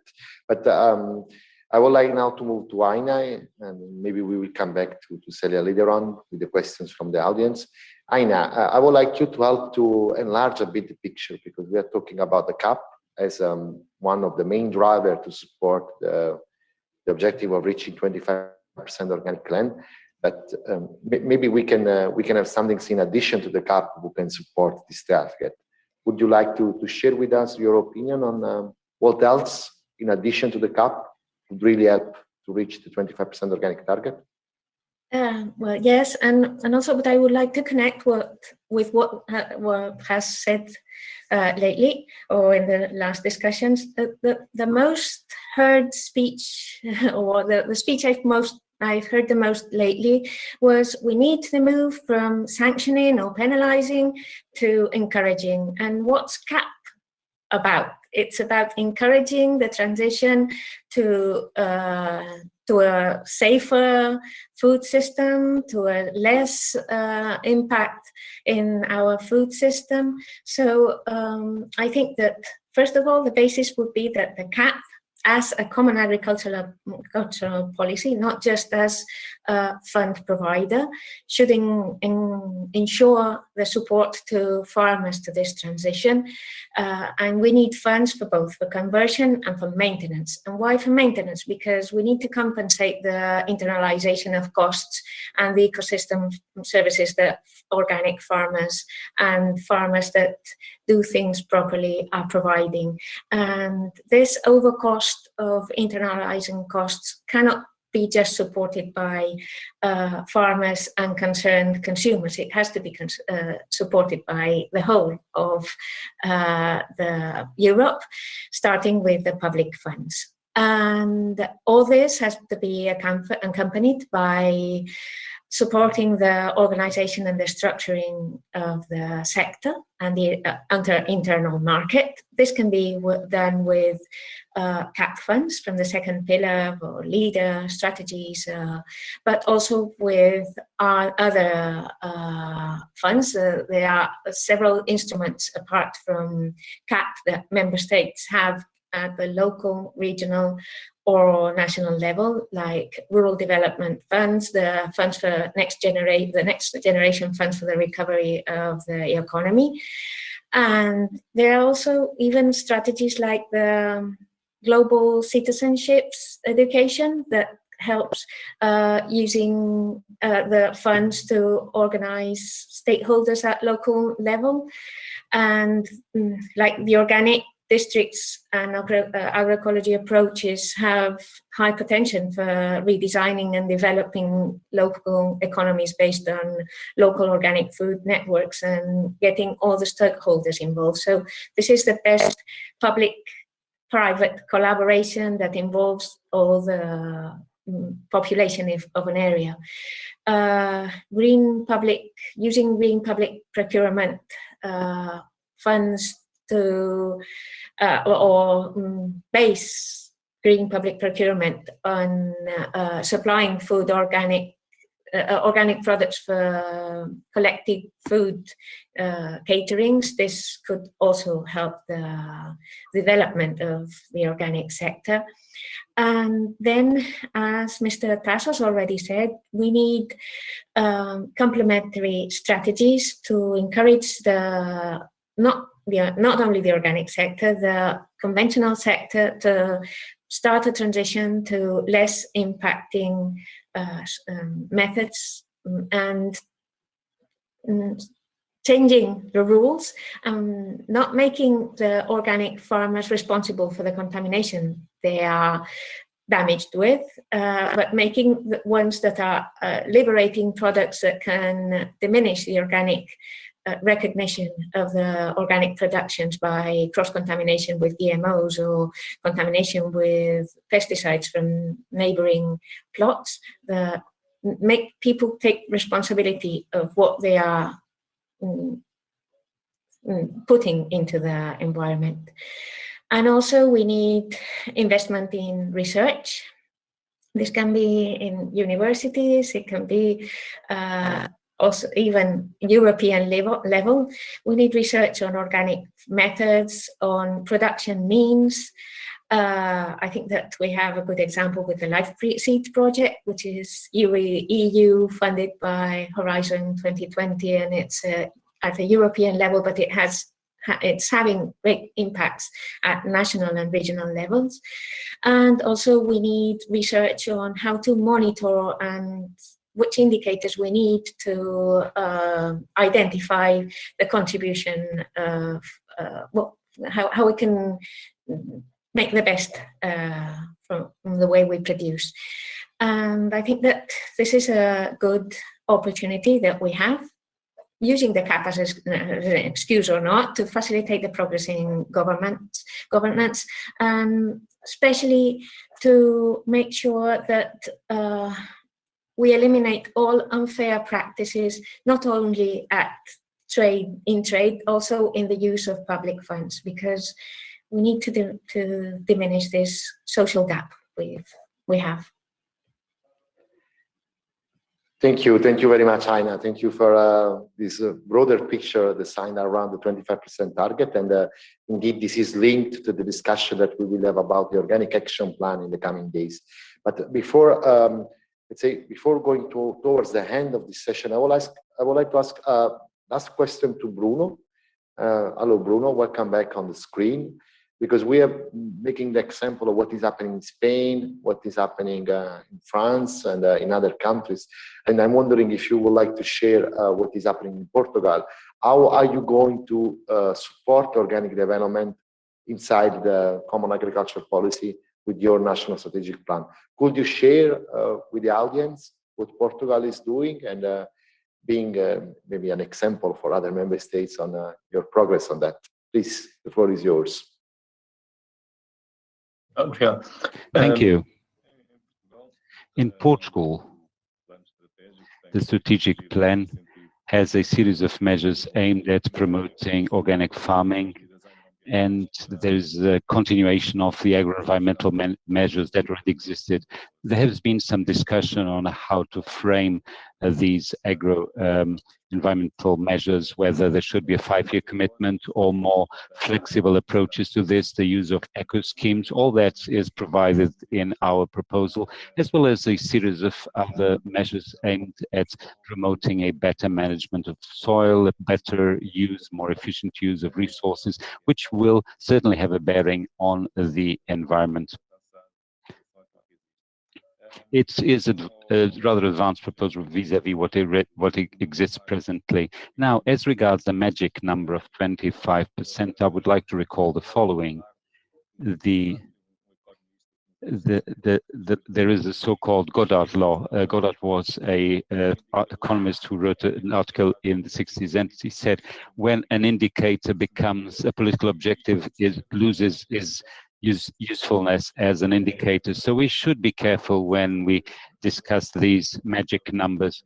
There are a series of assessments that have to be made, and that are not only linked to the indicator seen in isolation. We should see things in more comprehensive or holistic views. I think the strategic plan for the CAP in Portugal will help us improve the environmental performance of the farming sector, and will allow us to contribute to the overall objectives, which means having a larger production of organic products in quality and in quantity. And this is important for Portugal because we have a very significant food deficit, and I think that it will be possible to combine the various dimensions of the farming sector and to continue to produce food in sustainable ways. Regarding magic numbers, Minister of Agriculture of Portugal said that for 2021, the applications to organic farming and to the reconversion of farming to organic farming will help us duplicate the area under organic farming. But all this must be assessed carefully, the environmental impact of this. At present, we think about 25% of organic farming, and this has a certain meaning, but I wonder whether in 2030, if we have a very bureaucratic view on achieving the indicator, whether we will actually achieve a good outcome, and a good outcome in terms of the environment and of the people. That's what I wanted to share with you. Thank you. Thank you very much, Bruno. And I mean, our time is virtually over, but as we are virtually on a conference, I would like to stay a few minutes more and see, first of all, if the speakers have some question for the other speakers. If so, you can raise your hand. I might give you the floor. You can raise your hand at the bottom of the application we are using to stream that. Otherwise, I have a clear question from the audience for Tassos.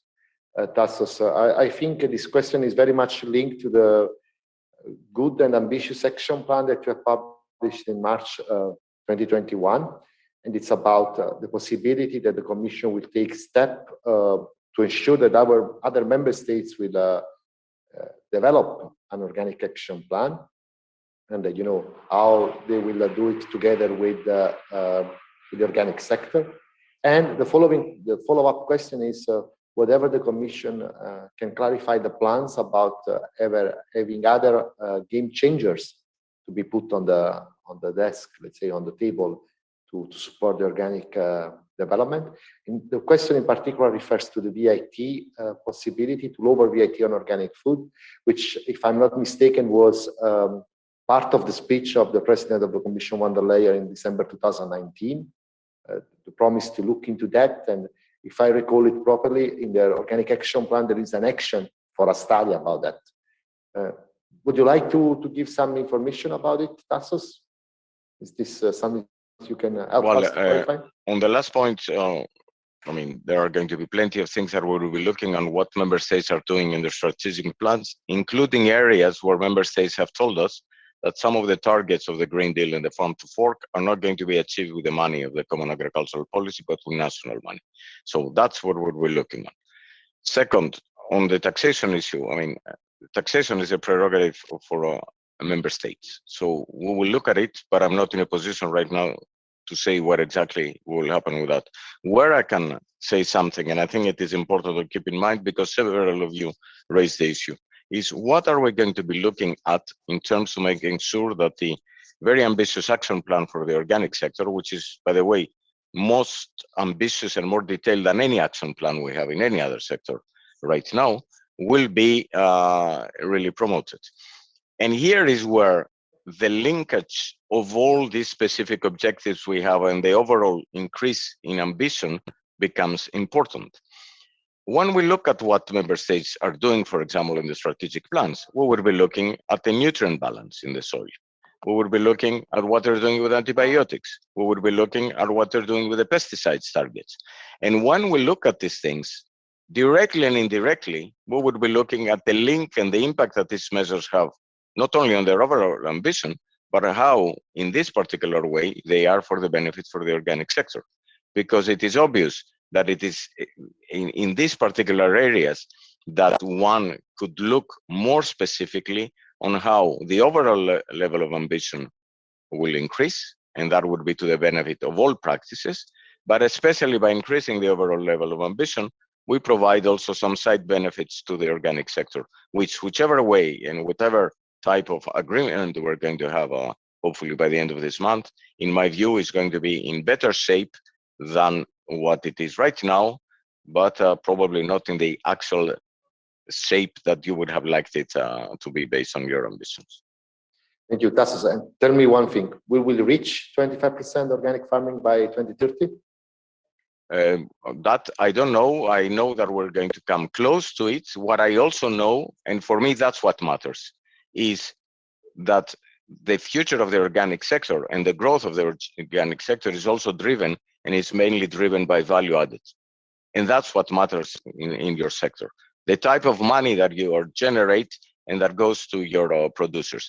And if, for example, the target is close to 25, but not 25, but we have increased and we have reduced improved nutrient balance, reduced antibiotics and pesticide use, I don't think you will be a sector that will be not satisfied. Thank you, Tassos. I'm wondering if there is someone else from the speaker who would like to take the floor. Otherwise, I will close this session. Jan, I see you nagging. You want to speak? No, it's not Jan. Okay, I think it's we are all ready to close the session. And I would like, first of all, to thank all of you, Celia, Aina, Bruno, Jan, Tassos, for being with us today. It was a very long session, but it was super interesting. And I mean, if I have to wrap up a little bit the session, I should say maybe that in the very beginning, Jan tried to clarify that with organic farming, we can have a holistic system, which is already well regulated in Europe, which has already a very good functioning market, which can be the system on which we based our transition to a more sustainable food system. Then we talked about the CAP negotiation and how tough is it for the presidency to manage to reach an agreement in the next 14 days, which are left for the presidency. And we learned different point of views. The point of views of Syria, who is proposing that if the CAP does not meet the taxpayer expectations, should be withdrawn. And then we learned a point of view of other would say maybe we should not withdraw, but we should try to get out the best of what is there. Indeed, in getting out the best of what is there, we will need strong support from the Commission and a strong commitment of the member states to develop national strategic plan and evaluate them in a very fair way. We learned that unfortunately at the moment the discussion in some member states is not as good as hoped. We learned the experience from Spain and from France. We then learned what is happening in Portugal, but we also learned how it's going in Denmark, for example. And the Tassos was mentioning also Denmark as an example of how to use organic in public canteens without increasing the cost. And This was also emphasized by the fact that the return on investment for organic in public canteens is even higher, because it's not only the same price, but there is also a saving in health cost of the people eating in these canteens. This would be for me some of the messages that we have received today from these panels.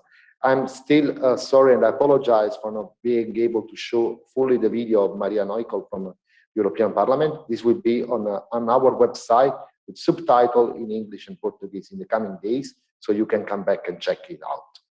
I think that's all for me today. Well, like just to remind you that there is another session which will be broadcast lively from Portugal. This session will be about the development of organic farming in Portugal. So we will share a bit of point of view on the current situation linked to the organic farming sector in the country, which is physically and virtually hosting this Congress today. I would like also to remind you that there is a networking function in the platform we are using, where you can connect with other people and try to increase your network. Then, if you are tired to be sit, I would like to remind you also that there is a possibility to join a 10-minute stretch session in the stretch section of our app. So you find it on the top left side of the platform. You can go there and then join with us 10 minutes of stretching. This will be all for now. Again, thank you again to Celia, Aina, Bruno, Jan, and Tassos for being with us. Please come back at 2:30 for the next session, where Jaime Ferreira from AGROBIO will moderate the discussion about the development of organic in Portugal. Again, thank you very much for being with us, and I'm looking forward to start the session this afternoon.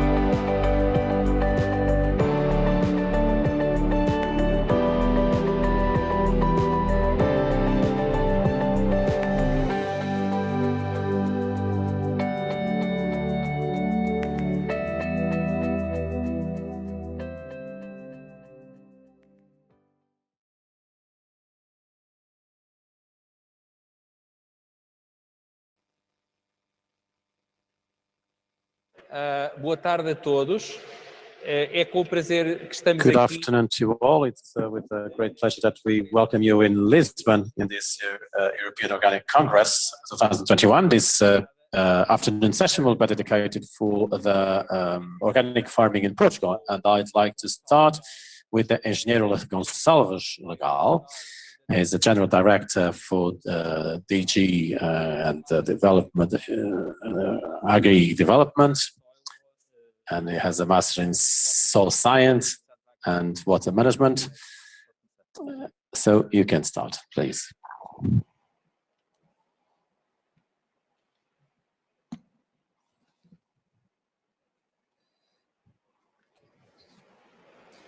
Muito boa tarde. Well, good afternoon.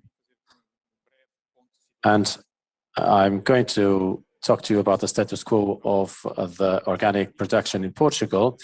And I'll start by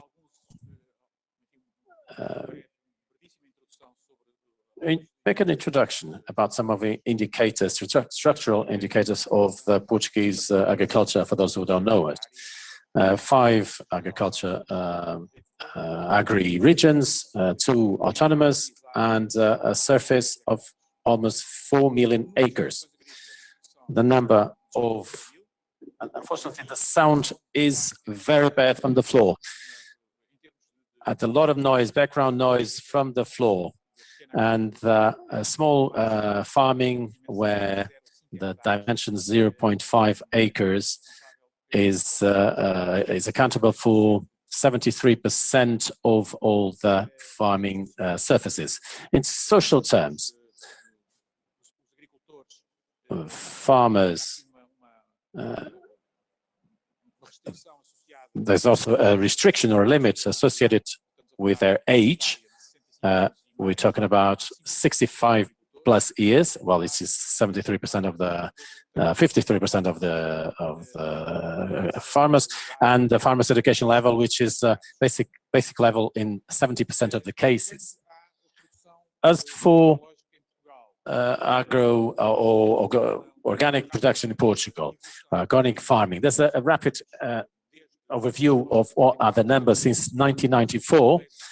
And these are the first numbers or indicators that we have from the area, organic area. Well, 7,883 acres, that was 0.2% of all the surface. But a few years later, that number or that quantity was 157,000 acres, and there was 4.4%. 10 years later, 2019, that number almost doubled, almost 300,000 acres, 7.6% of the farming area. And last year, 2020, these are the latest data, although provisional. This has this surface or this farming area has gone over 300 acres and represents 8.1% of the farming area.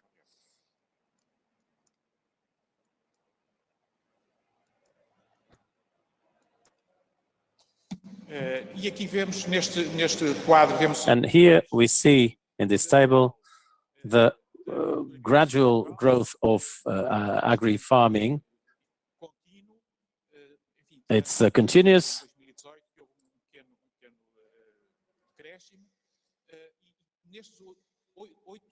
And in this last 8 years, what we can see is that the area has gone 200 acres from 322 acres. So this is a very steep rise in only a few years.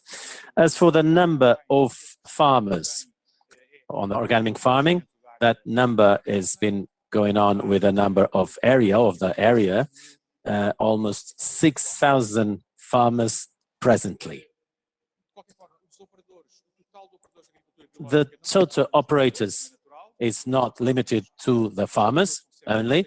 We see that the farmers on organic are almost 6,000, but then we have the aquaculture producers, but then we also have to add processors, importers, exporters, in a total of 6,800 total operators in the organic farming. As for organic production, it's still in Portugal 2020, arable land that has been used. We see that there's a weight of the pasture and also plants and vegetables, almost 200,000 acres in permanent grassland. And for permanent crops, we already have very significant areas, and fruits and dried fruits, for example, they already represent 60, almost 69 acres or 68, just a little bit less than the olive trees. From these 322 and 39 acres, I would like you to add some more or the other types of permanent crops, but these they must be added to these 322. As for livestock, well, bovine and sheep, 92 and 93,000 respectively, they are ahead, number ahead, of course, and they are followed by poultry, and finally, to finish or to end this list, there's goats and pigs as well in organic production. Well, I must also say that since 2017, that there's a national strategy for the organic production, and this strategy is thinking 10 years ahead and proposes 58 actions which are grouped in 3 axes. These 3 axes are production, promotion and markets, innovation, thirdly, knowledge and information dissemination. And these 58 actions are divided in a most equitative in this axis. And I'd like also to underline that from these 58 actions, 18 have been ended, objectives have been reached. It's about a third of their total. And ongoing, we have another 25 actions. So all in all, we have not reached the half of the objectives, but we have a very comfortable number of actions which has been ended successfully or are ongoing. This is a path that we have to go through. This strategy is showing us the way, and this is the way we are going forward. The National Strategy for Organic Production has defined 3 strategic objectives. 5, encouraging the expansion of organic production of agriculture, livestock, and aquaculture subsectors through the improvement of their technical feasibility and economic attractiveness. Secondly, increasing the supply of organic products, promoting its competitiveness and profitability. Thirdly, expanding demand for organic products. This is a very important component. We have to develop this demand, because if not enough demand, of course, especially for those production of fruits and vegetables, you can't grow in production before knowing that we can internationalize. Fourthly, promoting knowledge and improving skills on organic production, mainly in what concerns to the climate and soil conditions in Portugal. And fifth, boosting business innovation and the availability of statistical, market and technical information.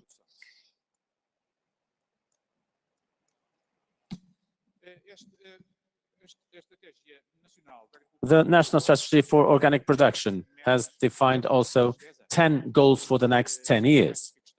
And these are the ones which has listed in the screen. The most important one is double the area up to 12% of the utilized agricultural area. We're not far from that objective. There's still a way to go, but we have to implement that way. We have to go through that way, because now the bar is higher,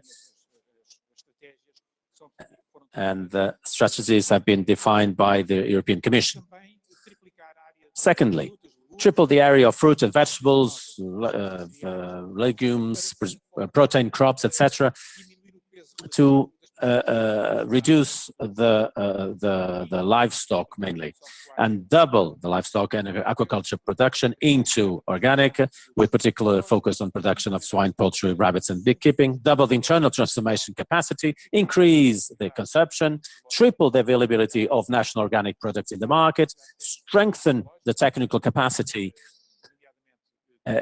with the duplication of the number of accredited experts and administration technical capacity, increase the capacity of training offer, and create an experimentation network with the installation of at least one certified test area. In finally, certainly not least, create a bio portal for dissemination, promotion, and innovation and dissemination of technical scientific information.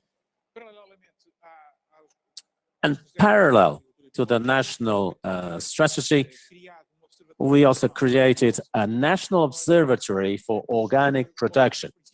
The main purposes are, firstly, data collection and their treatment, and secondly, evaluate the impact of national strategy as this strategy has been implemented and their objectives been reached.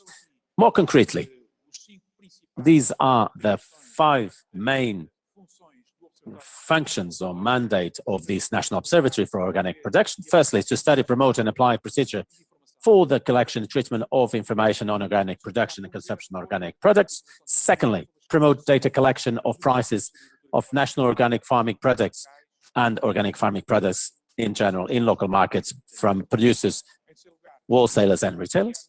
Thirdly, develop an open data portal on organic farming with an online monitoring panel, monitoring of the goals of the national strategy and evaluate its impact. Fourth, evaluate the situation of organic production, markets, and consumption, as well investment and support for organic production, and propose actions and measures, including revision of national strategy. You have 1 minute. And last but not least, promote and disseminate studies, reports, and recommendations. And I'd like to end by saying that there's more information available in my directorate. Thank you very much.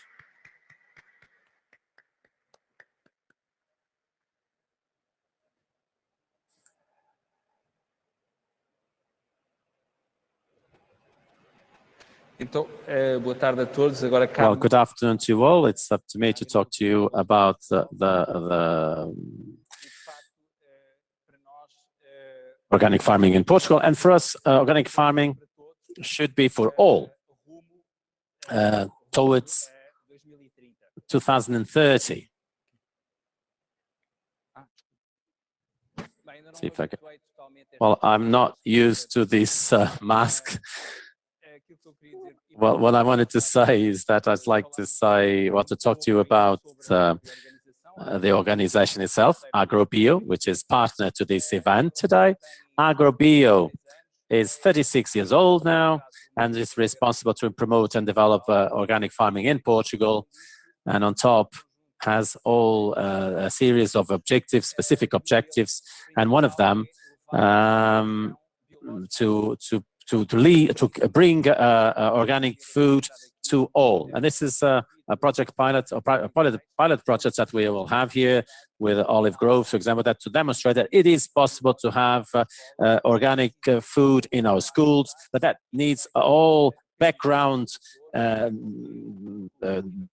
work to be done through a cooperative, through the many stakeholders, and all those who want to bring this project forward, overcoming a lot of challenges. And the first question we should ask ourselves is, why organic? Why? We should ask ourselves. Here, we think that it's a fact, but it's not a fact. For us, it is. This is what farming should be in Portugal. It should be organic. But for that purpose, we need to be supported.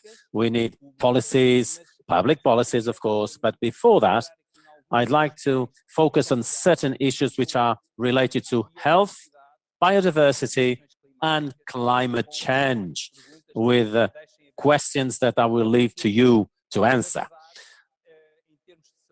So in terms of a health component, if we go on applying daily and preventatively and curative chemical synthesized pesticides in fruit production, does that have an impact in our health? And in terms of biodiversity, does the systematic use of herbicides to control weeds, for example, have no impact on soil microfauna, lowering its fertility, and the recurring use of insecticides and pollination and on birds. And what to say as well, and I repeat, recurring use of insecticides on pollination and on birds. And what about on terms of climate change? For example, to what extent does the current intensive agriculture, very often intensive, whether due to accentuated use of fossil energy, does that have impact on the gases?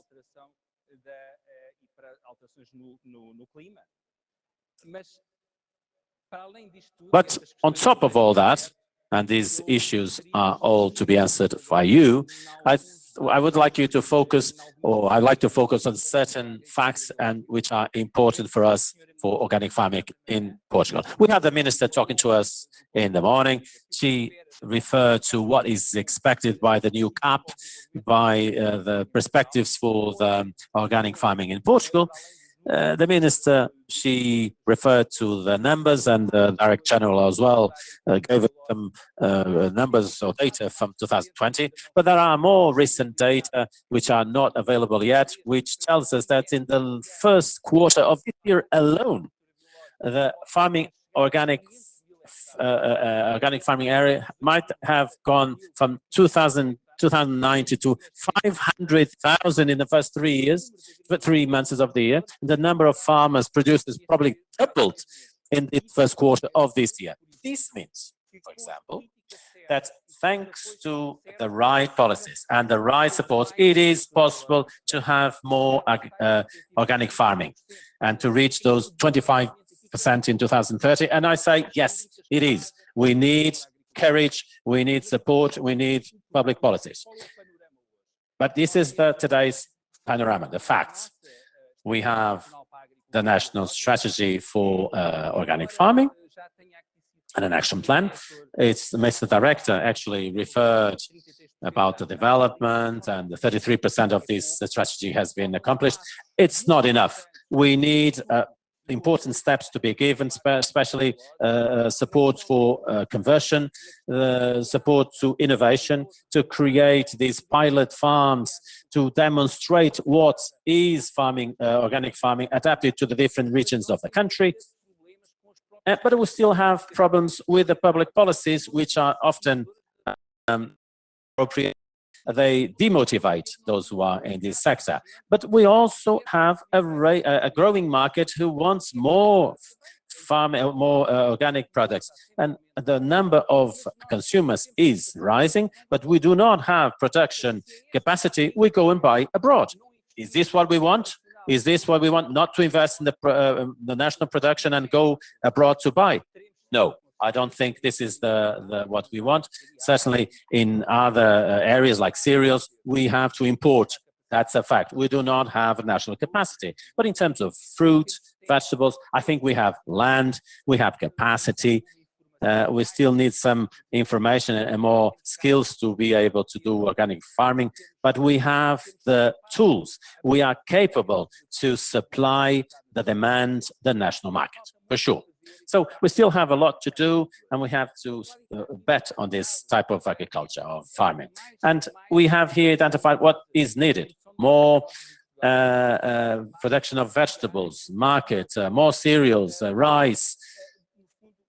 And these are raw materials, basic raw materials, and agro-industry needs more these types of organic products, and they have to import them. So there is a big opportunity, big opportunities. So let's focus on organic farming.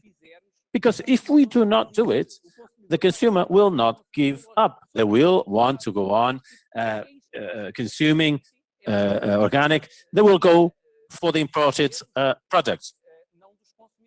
Is this a problem? No, it's not a problem, but our consumers would also love to have organic products national. We need the right policies. We have to demonstrate to our farmers. This is would also like to focus here and demonstrate that it is worth to do organic farming. I'm not just talking about the new farmers, those farmers that already exist in Portugal. But thanks to the right incentives, they could make a transition to organic farming. And for us, organic farming can be done, of course, in the rural areas, in the peripherals of our cities, in the outskirts of our cities, of our towns, of our villages. And I say it very simply. A majority, a few years ago, of fruit and vegetable production was in the outskirts of the cities. We have to bring that idea back because it's beneficial in terms of logistics, in terms of supply. It's beneficial as well, especially in terms of gases or in terms of CO2. This is beneficial. And not only today, we have rural areas, villages which are abandoned. We have forest fires next to these villages because we don't have any farmers, we don't have farming areas. Everything is left to abandonment. It's gone, it's all abandoned, and this is because people give up on farming. We can bring that back. We can bring this type of farming next to our villages or to the cities themselves, with restrictions, of course, because not all soils will be appropriate, but we should bring that idea back to action. And in our understanding, what do we propose? We should raise awareness, we should inform and teach everyone to grow their own food. And that can be for everyone. So when some tell us, oh, with organic farming, how are we going to feed the world? Well, we're going to feed the world having less waste, reduce the waste in 30% that we have from production to consumption, which also happens in Portugal. It's worldwide, but also here. But mainly teach, to give access to soil, to land, easier. Teach people to grow their own food, especially when it comes to fruits and vegetables. It's not going to be very difficult. So with all this, I think it's possible, and of course, more farmers in organic farming, those who are already doing organic farming or are not organic farming, they can come to organic farming. But access to land is fundamental in a more easier manner, not just here in Portugal, but or not here in the big city, but also through funds to the locals making their land available if they're not doing anything with it, and of course conversion, support the conversion for organic farming. So we hope that in the new CAP that we can count on support for the change, because we don't want only new farmers. We want the present farmers to come to organic farming. It's fundamental, and for that we are here to help. But it has to be the government with appropriate policies to tell the farmers, let's bet on organic farming. Because if we go on giving incentives, better incentives to do another type of farming, then it's not organic farming, then it's not going to work. And then, last but not least, technical assistance that need to be financed. Because we discovered that the farmers who want to go into organic farming, they do not have technical support. Nobody to teach them, nobody to help them overcome some technical difficulty. They have certain technical assistance done by the businesses, by the companies who sell the production factors, and that's not technical assistance. They are selling products. They're not giving technical assistance to the farmers. Outra coisa é, de facto, criar programas de apoio ao desenvolvimento de marcas e comercialização em agricultura biológica. And then, again, support program for commercialization of organic products, helping logistics in the placement of transformation, the access to markets. And another very important aspect that I'd like to mention and focus on, and this is an assistance from AGROBIO, so that we have new producer organization. This is also seen. This is a possibility to create multi-product producer organizations. And this meets the needs of certain realities of our farmers who want to sell their olive oil, they want to sell their wine, they want to sell other products, and to be able to sell those products at a certain scale, they have to put the wine in a wine organization, the olive oil in an olive oil organization, and other products in other specific organization. And the idea is to, through this organization that can be created by the producers themselves, so the farmers, they can very quickly put their products in the market.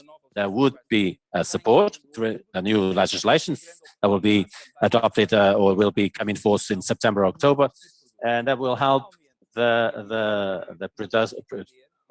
creating this organization. And last but not least, I think we can reach the 25% of the national use for agricultural land in organic agriculture. Let's see, please. The demonstration is the first 3 months of this year.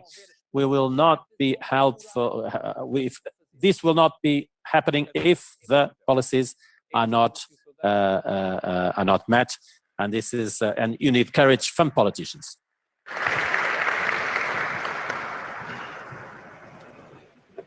Então eu vou passar desde já para a senhora enfermeira Fátima Ferreira, que vem de falar de agricultura biológica e saúde. Ela é especialista em saúde materna e obstétrica e mestre em agricultura biológica.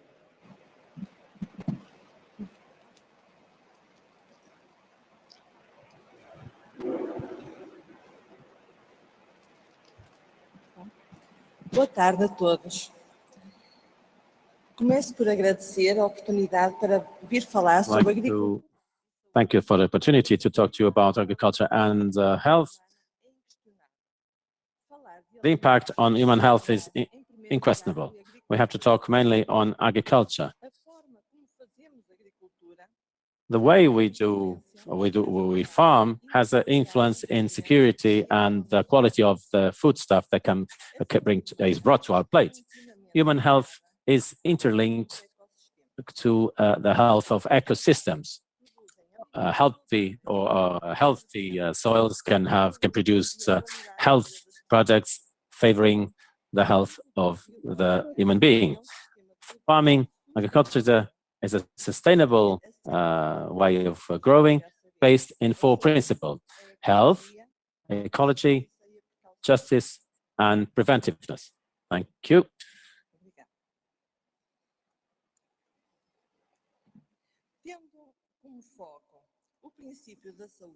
Well, thinking about health, it's a link with human health. We'd like to think or to say that potential public health indicator. This is determining for the health. Health is influenced by many factors, so it's determining the contribution of the different areas of knowledge and society, such as farming and education, in the implementation of strategy for promoting health. When I refer to promoting health, I'm referring to public health, which today is so much talked about. So public health develops its own actions based in 3 fundamental pillars: promotion of health, preventive of health, and extending a healthy life. Healthy food can prevent diseases. If we think about organic farming and absence of synthesis chemical products, we certainly conclude that farming products or organic farm products can help us in our lives healthier. There is scientific evidence that demonstrates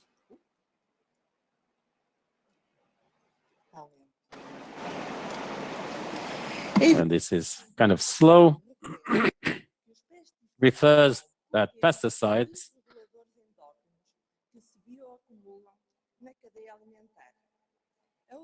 Pesticides are potent endocrine disruptors, which they accumulate in the foodstuff, and they have consequences in the public health, and that's not limited to the rural farmers or to rural areas.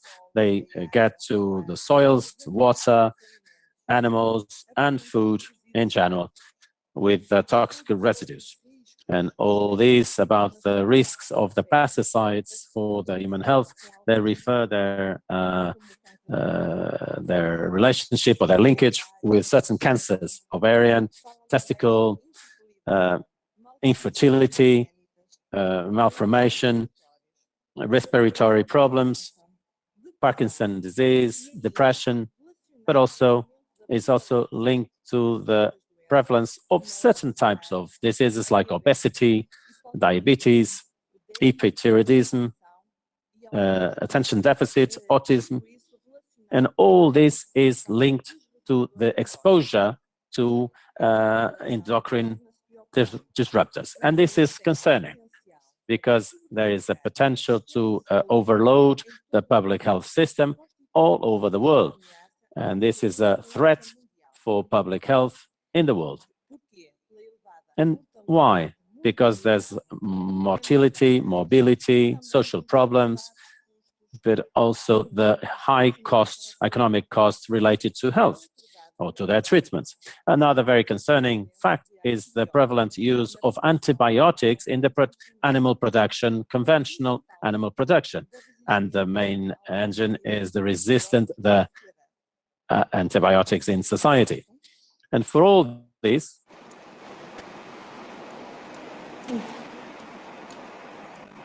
Mau contacto.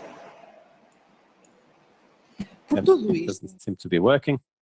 And it's for all these reasons that I say it's fundamental to invest in the awareness raising of the population for the existence of these substances, its negative impacts, to reduce its exposure, especially for women when pregnant and children. The results show that the production and the consumption of organic products has an impact in promoting health and preventing diseases, which means that organic farming is really a question of public health.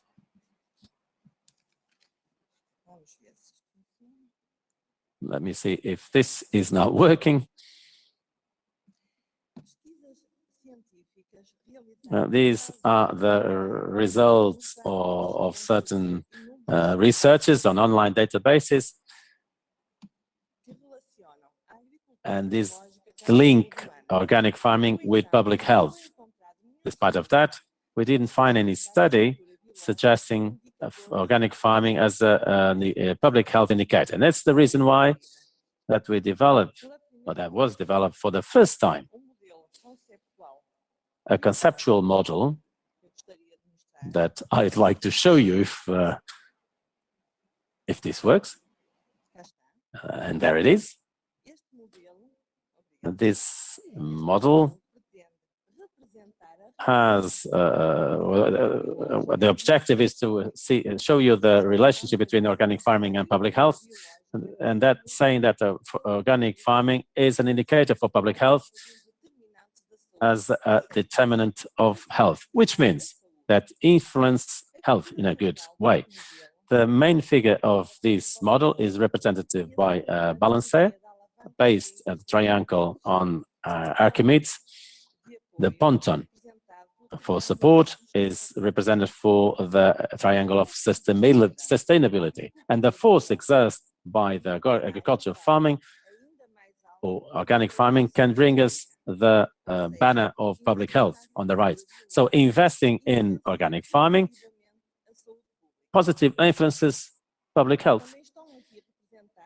But also here represented are the farmers, because they have a fundamental role in society, since they produce food which should be safe and of high quality. And they also have very important functions of taking care of the natural resources, mitigating the resources, and valuing cultural elements such as gastronomy, and traditions, but also familiar or family farming in the organic farming. It's a sustainable strategy which promotes sovereignty and food safety of the populations. It contributes for the dignity of the farmers. It reduces the environmental risks associated with production of foodstuff because it's considered to be an important factor to promote public health. The Mediterranean diet regime is based on the organic farming, and it can bring positive elements for public health and also better health for everyone, because it's a standard food standard or that is based on the consumption of fruits, vegetables, respecting the seasons, and answering to a lot of today's needs. And certain studies refer that this gastronomy based on the Mediterranean standards can be beneficial for health, and habits can be healthier by using also organic products. So it is fundamental to invest in the literacy, and the objective being to raise awareness of society for the importance of the source of the production of those who are, and we seem to have, you have a minute.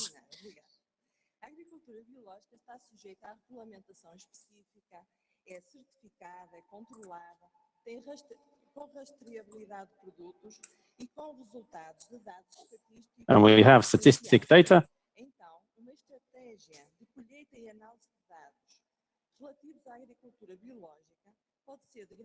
And of course, this can be a big value to reinforce the implementation of organic farming as an indicator for public health in any country or region where there is certification of organic farming. And to end,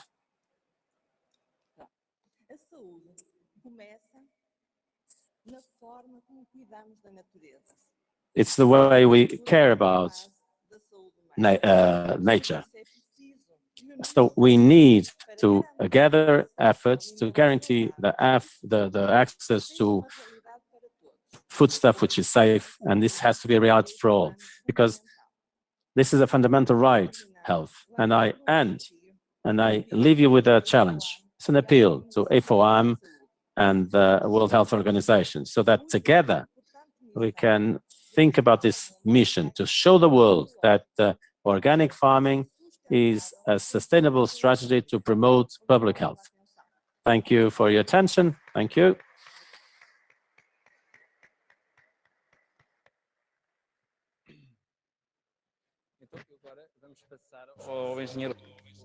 We will now give the floor to Mr. Rui Flores, who is a farm manager in Herdade do Esperão, and who will explain to us how the farm converted to organic farming. Thank you to AGROBIO for having invited Esperão to be here today and to show what were our difficulties in transitioning into organic farming. First of all, I would like to say that our transition to organic farming began at Herdade do Esperão about 10 years ago. At the time, we already had environmental concerns. We said at the time that our mission was to produce the products that nature allowed us to produce in a responsible and inspiring way. In 2010, we decided to take a step forward. We understood that some things were changing, and gradually we decided to move our vineyards and olive orchards to organic farming. For you to understand where we are in the Reguengos Council, 650 hectares of vineyard, 90 hectares of olive orchards, and then in Porto Alegre and Castelo Vide area, we have some vineyards. In Alegrete, we have another 30 hectares of vineyard. In the Douro region, in the Quinta das Mursas, we have some 50 hectares of vineyard. And presently, we have another farm, Quinta do Amial, but their organic farming hasn't been introduced yet. 2019 was an important landmark for us, because on that particular year, every area that we had under management moved to organic farming. Why did we move to organic farming? Well, the reason is simple. First, because we believed that we could produce better quality products, and that those products would be representative of the regional area we're producing from. We would have fewer influence and impact of production factors, and the climate, the soil would be reflected in our products. We're also aware of the environmental impact of farming on ecosystems. We were also aware that faced with climate change, we had to do something to become different. And we were beginning to observe that as regards water that we were using, we had some contamination coming from outside our farms. We were losing fertility in our soil. We were having low levels of organic matter in our soils, and we realized that we had to do something. When João Roquete became one of the managers, we agreed that our future was organic farming and not traditional farming. What were the major challenges that we faced when we transitioned to organic farming? What were our major challenges? Farm size. This may sound strange to you, but the area that was under production, 600 hectares under organic farming, is a very significant area, because for us, agriculture has to do with opportunities. We have windows of opportunity. And if you look at our farms in Castelo Vide and Alegrete, you can see that we have no major issues regarding pests, regarding diseases. We can always do the phytosanitary treatments at the right time. In Esporão, we have a major difficulty because we have some 60 hectares, and it's difficult to manage that large farm the same way. Then we have to deal with weed control and pest control, something that was predictable. The cover crops, using grassland to improve the quality of the farm, the low fertility of the soils, issues related to soil erosion, the need to adapt our production system to organic farming, and the adaptation of organic farming in our farms to climate change. You can see here an example of how we manage to control weeds. On the left, you have, and on the right, on the left, you can see what we did in Alentejo some 10 years ago. For many years, we didn't use this practice, and now you can see how we do. We no longer use herbicides. We haven't been using herbicides since 2009. That is, for 12 years, we have not been using herbicides. And we have decided to use biodiverse grass. Two examples, a very different one on the left and on the right. You can see the impact that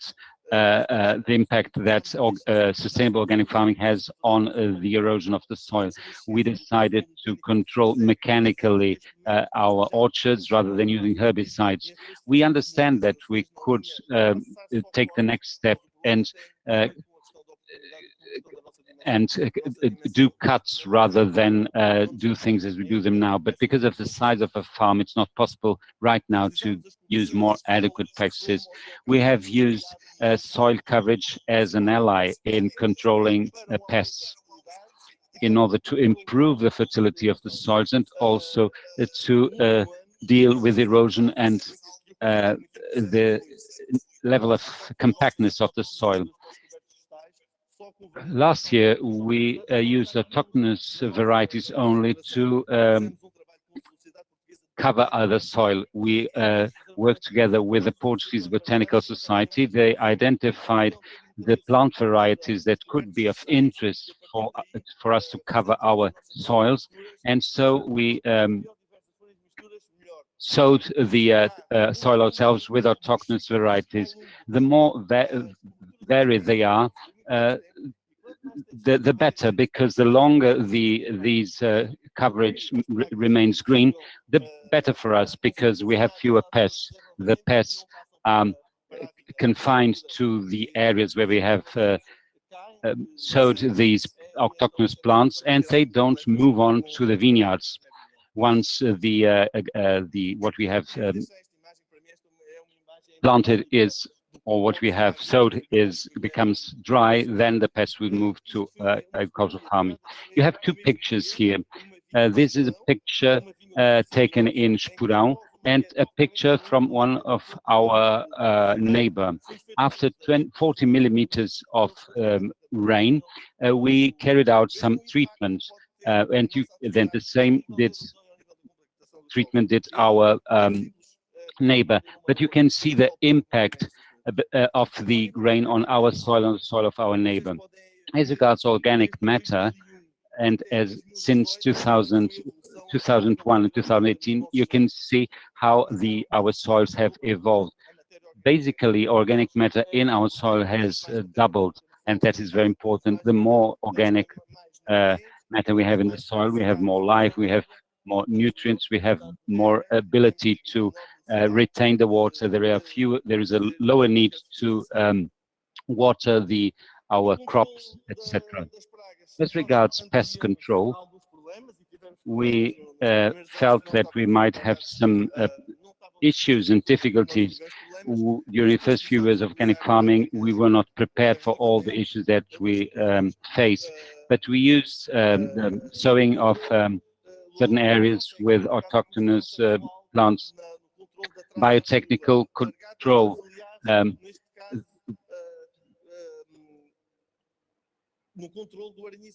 We used various techniques and strategies to deal with local pests like Araniço amarelo, sort of yellow spider, and slowly we are beginning to find sustainable and balanced ways to deal with the pests.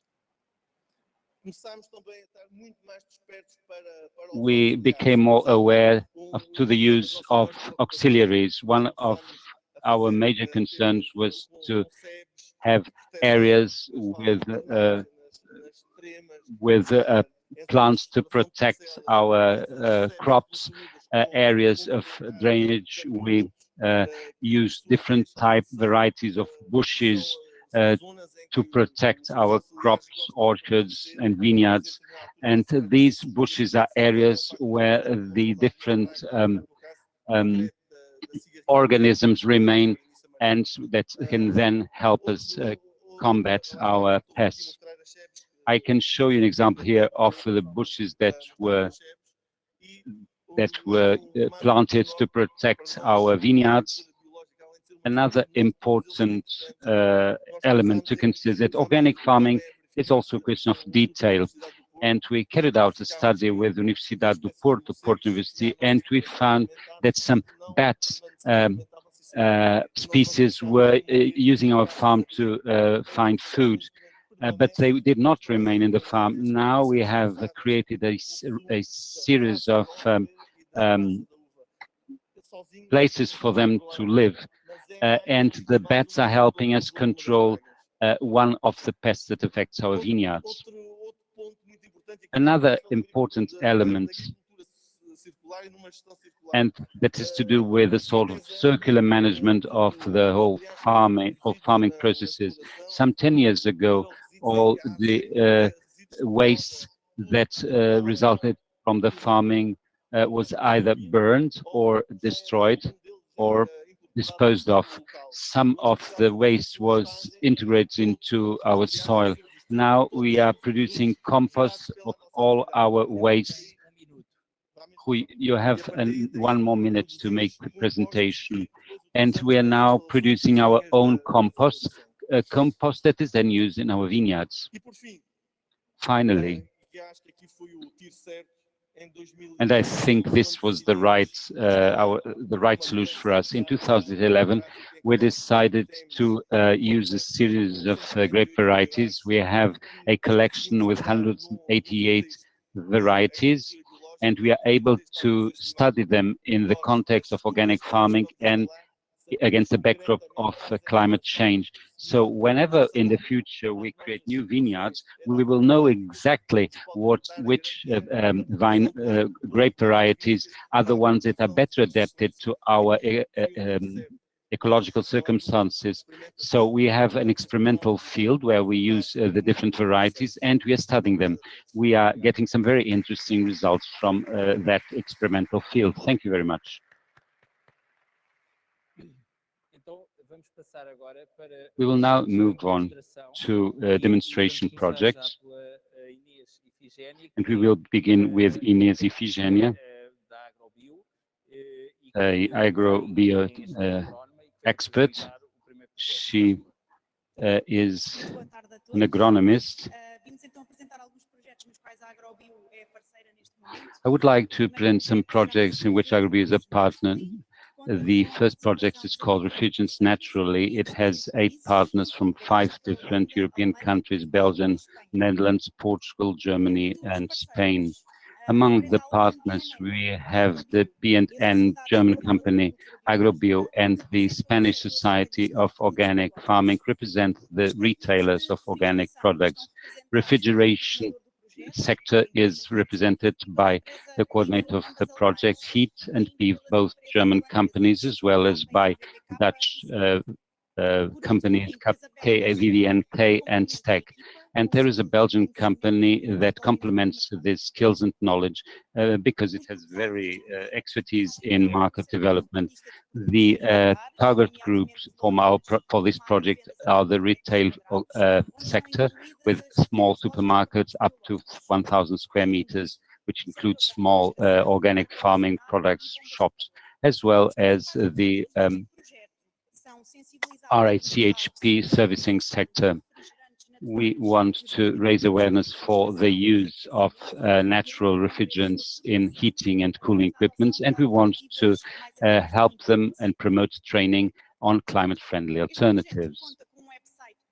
This project has its own website where you can find relevant information on the project, on the partners, some policy documents, technical documents on natural refrigerants, case studies, information about events, etc. Some actions are underway, namely as regards the establishment of 2 online courses, one for owners and workers in shops that sell organic farm products, and another course for refrigeration experts. There is also an association called Refrigerants Naturally, which is active in the natural refrigerants area. It has existed for several years, and several partners in the project are part of this association. Another project where AGROBIO is involved is the so-called Startup Bio, which includes 6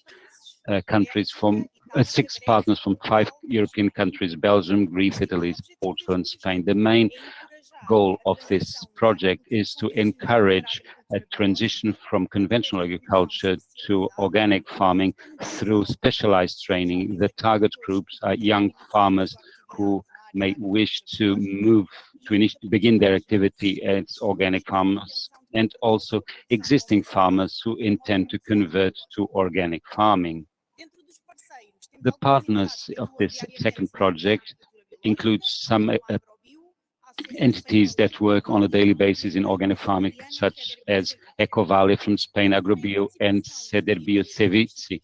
We also have the involvement of a specialized Belgium institute that looks into organic farming, FIBL, and ACEP, which is a Greek association that provides support to farmers interested in organic farming, as well as Centroform, which is the coordinator of the project that is a vocational training institute in Italy. The first stage of the project involved the design of videos that address several topics and to translate into all partner languages. The topics include pest control, best practices, and so on. These videos can help guide people in creating a organic farming startup, or how to convert from traditional farming to organic farming. The second stage of the project involves the establishment of, or the creation of 2 online courses, one for farmers, one for technicians. The third stage of project is currently underway and is directed and is targeting young agriculture and wants to provide them with a series of new services, incubator programs. We will select for this stage several farmers from the various partner countries, and they will be trained and understand for throughout 4 months how to set up a organic farming startup company. Thank you. We will now have engineer Mrs. Ramos, who is also an AGROBIO and will present the 2 next projects. Good afternoon to all. I would like to present a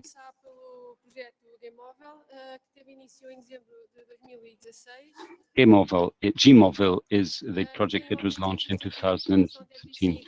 The aim is to replace herbicides in vineyards, vegetable gardens, orchards with autochthonous species. The aim is to create a more fertile soil. The project tries to address the difficulties that farmers have when they convert their farms to organic farming. The partners for this project are AGROBIO, Bioprotec, the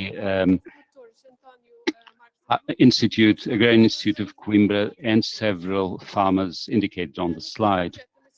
Throughout the project, we faced some risks and constraints. There were adverse weather conditions. Sometimes this affected the welfare of animals.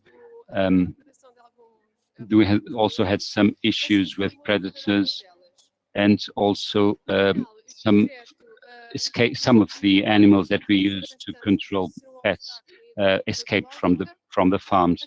The expected results are to help reduce obstacles to the conversion to organic farming, create a promotional film on how to replace pesticides with using organic chickens, also the possibility of using those chickens to produce at low cost chicken meat. Finally, we want to have this method adopted by 3 farmers. The other project I want to tell you about concerns the production of champagne type of fizzly wine in organic farming. Sulfites has been recognized as hazardous for consumers.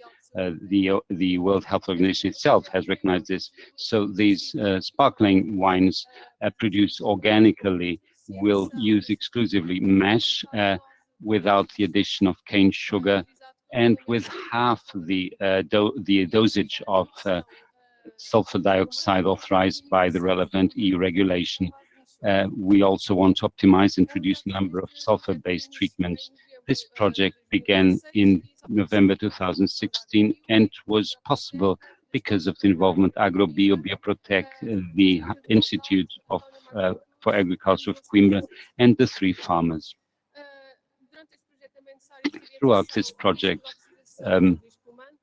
we had to deal with the risks of oxidation, the problems with controlling the pressure of the sparkling wine. Finally, the expected results are at least producing 40,000 bottles of organic sparkling wine with less than 100 milligrams per liter of sulfur dioxide, as well as we want to have 3 producers of sparkling wines that use low sulfur sparkling wine. Finally, there is a production of organic rabbits. This project began in 2016. There is a high potential for the growth of this sector in Portugal. However, the lack of legislation on how to farm rabbits in an organic way and the lack of knowledge among farmers mean that there are almost no produce of organic rabbits in Portugal. The goals of these objectives are to produce nationally organic rabbits, to adapt this new production to the specific circumstances of our country, and to understand what major challenges farmers might face, namely when it comes to certifying their organic rabbits. This is a project that had the support of AGROBIO, Protect, the Institute of Grain Sciences of Coimbra, and the same three farms, Quinto Montalto, António Marcos Cruz, and Gonçalo Sousa, the same farmers. The risks and constraints were weather conditions, the existence of predators that went after the rabbits, and the possibility of some rabbits escaping were, as in the previous project, a major difficulty. We hope to be able to create at least one farm producing organic rabbit, and we want to design a promotional film on the production of rabbits in this fashion, so as to disseminate information among a larger group of Portuguese farmers. Thank you. Agora vamos falar da limitação biológica nas escolas públicas e para isso eu chamo a engenheira. We will now discuss organic farming from a perspective of schools. Good afternoon to you all. First and foremost, I would like to thank you on behalf of my parish council, the invitation, especially AGROBIO. AGROBIO has been a partner of our project since 2017. So thank you very much for inviting us to be present here today.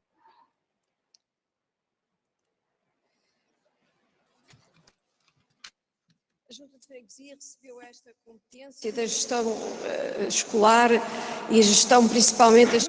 Our parish has become responsible for managing a canteen, especially for kindergartens and basic schools in 2015. We wanted to change the way children eat in these canteens because we felt that children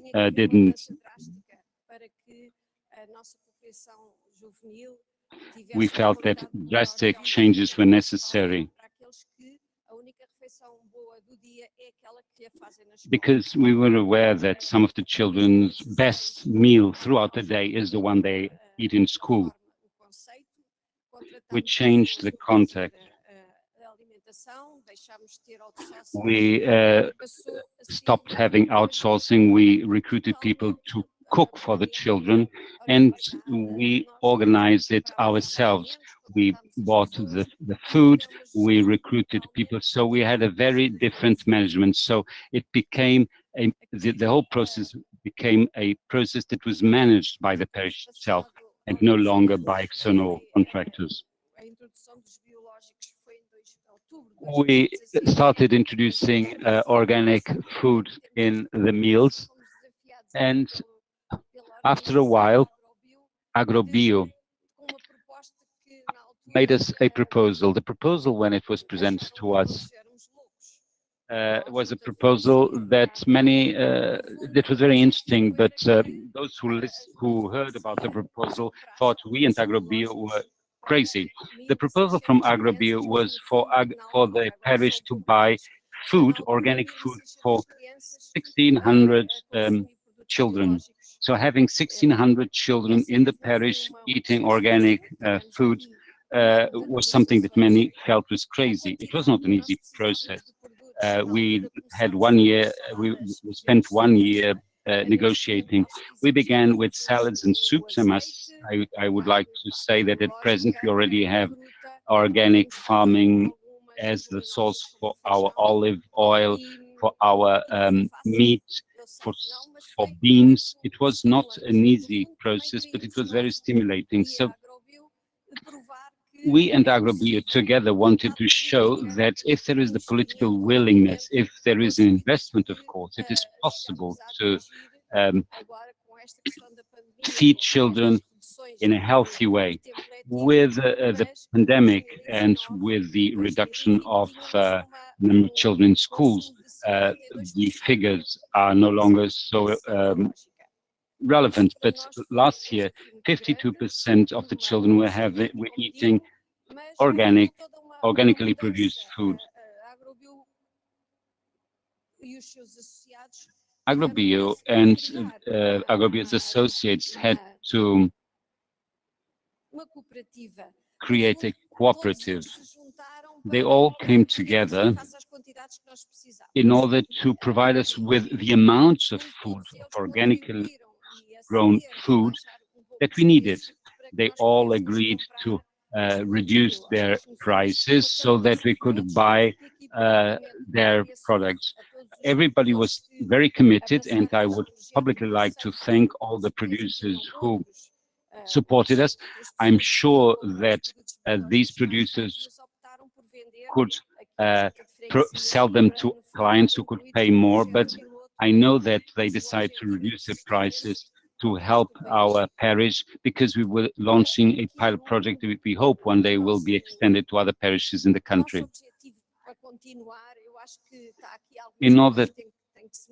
I think that in order to carry on with this, we have to change some things. Quantities. There are times of the year when quantities are smaller.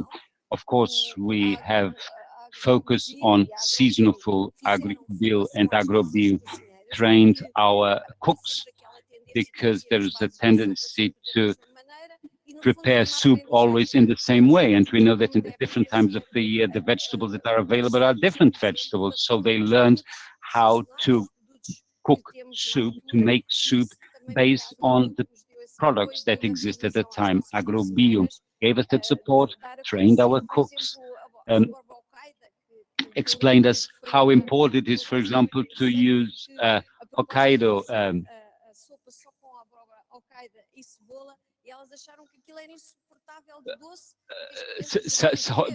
the Hokkaido variety was felt by the cooks that they felt was too sweet for the children. Children would hate it, but in fact they realized that there were other types of products that they could use to prepare the soups. There is a lot of information in my slides that I will not have the time to show you, but the attitude of children also changed. We have in our schools small vegetable plots where organic farming is implemented. We have a chance to tell to children how useful it is and how good it is to use organic farming. We had in vegetable plots in schools since 2009, and with the support of the Lisbon municipality, we have now facilities in every school to produce compost. The children, with the waste from the canteens, with the waste from our gardening activities, we create compost. And children understand the whole circuit of the whole cycle of using products, and they understand this. And this is important because when they become adults, they will understand that products from organic farming are better for them and better for the environment. And I think that by influencing the children, we are passing on the information to the parents as well. And that is the overall objective of our parish. We want to teach children. We are not telling the children, this is good because it's good, but the children have to understand the whole cycle of products, of waste, of recycling, etc. So the project with the vegetable plots and the production of compost is a project that we all love. And the children like it because they are the ones who collect the organic waste that is then turned into compost.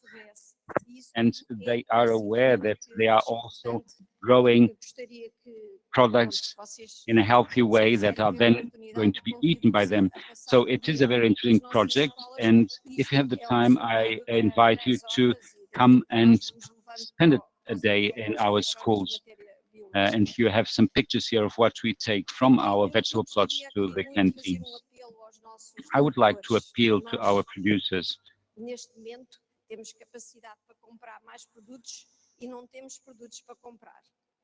We have the ability to buy more products, but there aren't enough products for us to buy.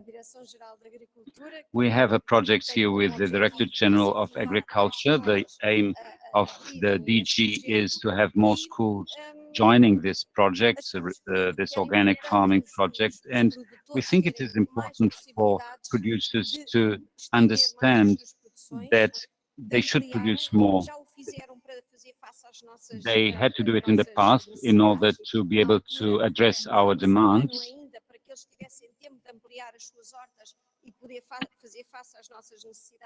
Mas continua a ser pouco no nosso objetivo, porque somos ambiciosos e gostaríamos de... But what we have is not enough. We are ambitious and we would like to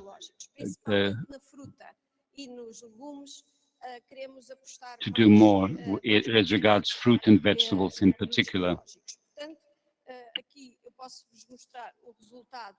I can show you the outcome. You can see our monthly consumption of products, but we could go further. I think the more we buy, the greater the possibility of making costs more accessible to all. We should begin with. You have 1 minute and you have to finish, Annabelle.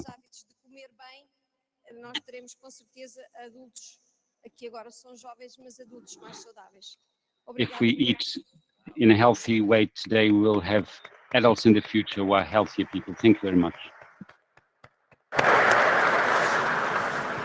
E agora vamos falar de biorregiões. A primeira biorregião criada em Portugal e vem falar... We're talking about bio regions. We have Hermínio Jacinto, a mayor, and is trained as with a vast curriculum. Actually, is a mayor in one of our cities. Thank you.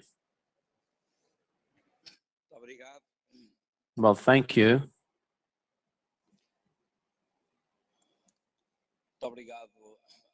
Well, thank you for the invitation from this organization, and I'd like to congratulate this organization, IFOAM, and say that and bring this Congress to Portugal. Well, Idanha Nova is next to the border, is the greatest border area of Spain, with a very low population density. We have around 6 inhabitants per square kilometer. 1,416 square kilometers and 8,233 inhabitants. For you to understand our dimension, we are 2.3 bigger than Madrid, but we have less population than the Museum Reina Sofia that gets of visitors per day in Madrid. But we also UNESCO territory. We were the first geopark, world geopark of UNESCO. We have World Geopark, UNESCO Creative City of Music, UNESCO Biosphere Reserve of the United Creative Cities, and I repeat, UNESCO Biosphere Reserve. And we're also the first bioregion or ecos region in the region of this network in Europe and the world. And what is our main feature? It's actually a problem. It's a population density, depopulation of the territory. It's a problem with territories here in Europe and in the world. Less people in rural areas, more people in the cities. So we lost 70% of our population since 1950. And with demographic density that I refer to, and this created an image of negative rural prejudice image.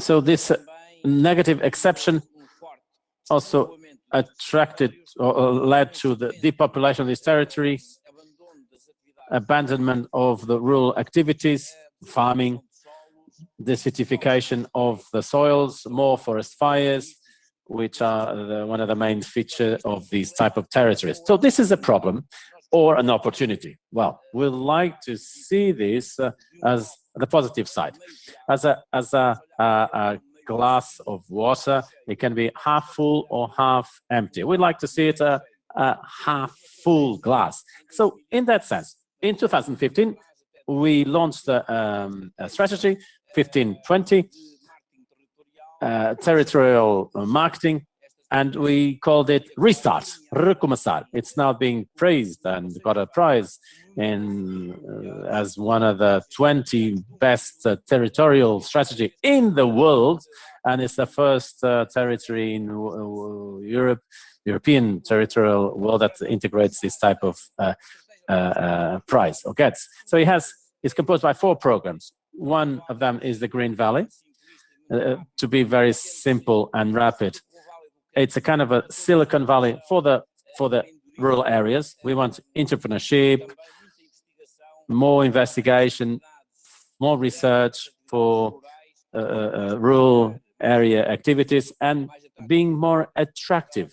This is the main objective for the investors, for the young people, for other populations, to contrary the population. And then we have Idania Live, to tell the world how you can have a better life and a quality life in a rural area like ours. And our slogan, and we live from 0 to 115 years old. 115 years is the life expansion. One of our citizens and one of our inhabitants was 113 years. So we want to create policies so that we can have a long life with quality. Maybe we can beat this record of 113 years from this woman who lived in Idania. And so you can come to Idania, try Idania, then leave Idania Nova, and maybe you'll become a regular visitor of Idania Nova. And then we also have the Made in Idania, which are our products. You can come to see our myrtles, you can the blackberries, you can have all types of fruits, transformed products, cultural products, social products, like in our schools. Our schools are ambassadors in the world. So this program of ours, Restart Idania, is focused in investing in the eco-economy, green economy, find the differences between us and the others to be able to overcome the challenges from the past. And now we are obtaining good and positive results. Since the 50s, we've been inverting the migratory. We are having positive. We have people bringing people in. We are one of the 50 municipalities with more children per woman, and where we see more impacts is in the growth of a lot more young people, a lot more students. So Idania education is also from 0 to 114 years old, and we cover education, all the cycles is free of charge. So we support all the education system. So this is the way we found the differentiation, to be able to be part of the eco regions. We want to mobilize our society, civil society, different businesses, the different actors of the economy, to mobilize together, united, invest in the eco economy, in the organic farming as well, so that we can reach the whole community and the community find its difference based on its development strategy. This is our challenge with our inclusion as a bio-region of eco-region. Of course, there is a series of objectives, I call them strategic objectives or strategies, that are very demanding, and this is our permanent work, so that we can reach our results. We usually say in Idania, we are more bio or more organic. And when we say it's not that we are more organic than other municipalities or regions. No, it's our willingness to every day, day after day, to be able to obtain more and better objectives thanks to our strategy. Well, the players of all this strategy are the citizens, I mentioned to them, public administration, all the business, not just the transformation, production, but also catering, hotel, restaurants, all the economy that is developed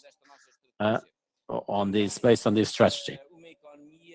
An economy which is associated to culture. Esta associação e uma economia muito associada também. Which is with this strategy, we want to be a territory which is different. Our objective is to invest.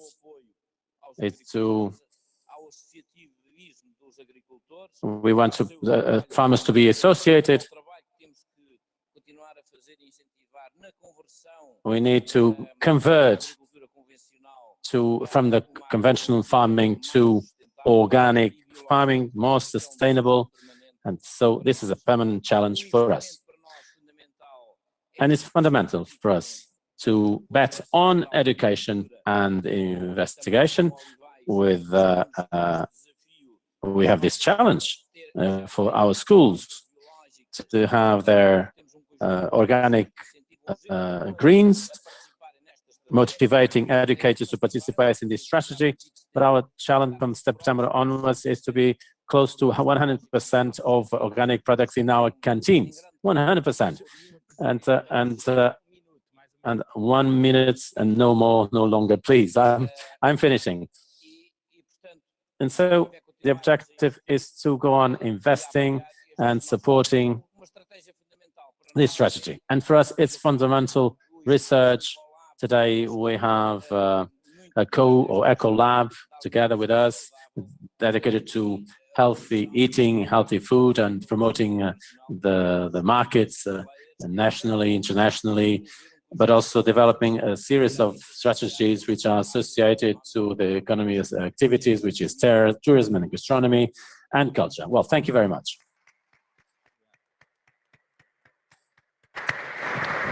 Bem, agora íamos passar aqui a 3 questões da plateia. Well, we have 3 questions from the public here present, the people who would like to ask questions, and then we're going to end with closing, and then we have welcome drink. We will have some organic wine to share and some pastel de nata. And so if you have any questions, we accept 2 to 3 questions, if you have any, of course.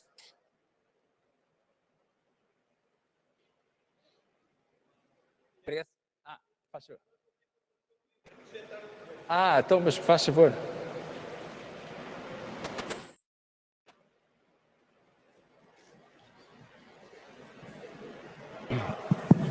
Era só acrescentar ponto. Just like to add something. When I saw the slides about the new projects with control or the controls on the permanent crops, when we have 600 acres, how difficult it is. We have 2 farmings in Castelo Branco and Alegrete. In both, we have 2 flocks of 40 to 100 sheep, and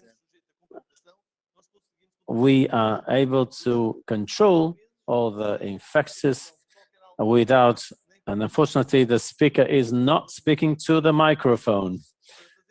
So it's not very easy to hear what he's saying. It's impossible to have 3,500 animals because these are soils which are not adapted. So it's very easy for small farmers to go give that last step into organic farming than the big companies. Unfortunately, the speaker does not speak to the microphone. Apologies. I'm not sure if you're all so convinced by what we all said. Are you all so convinced? Maybe you are. Or are you just tired?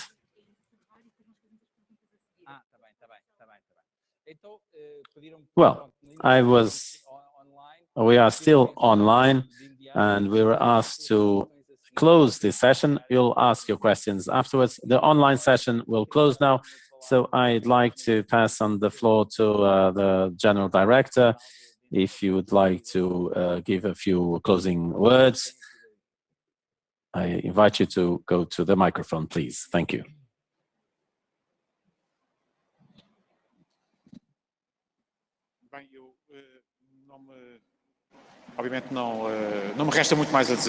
Well, I do not have a lot more to say. This was a very productive session, in my opinion.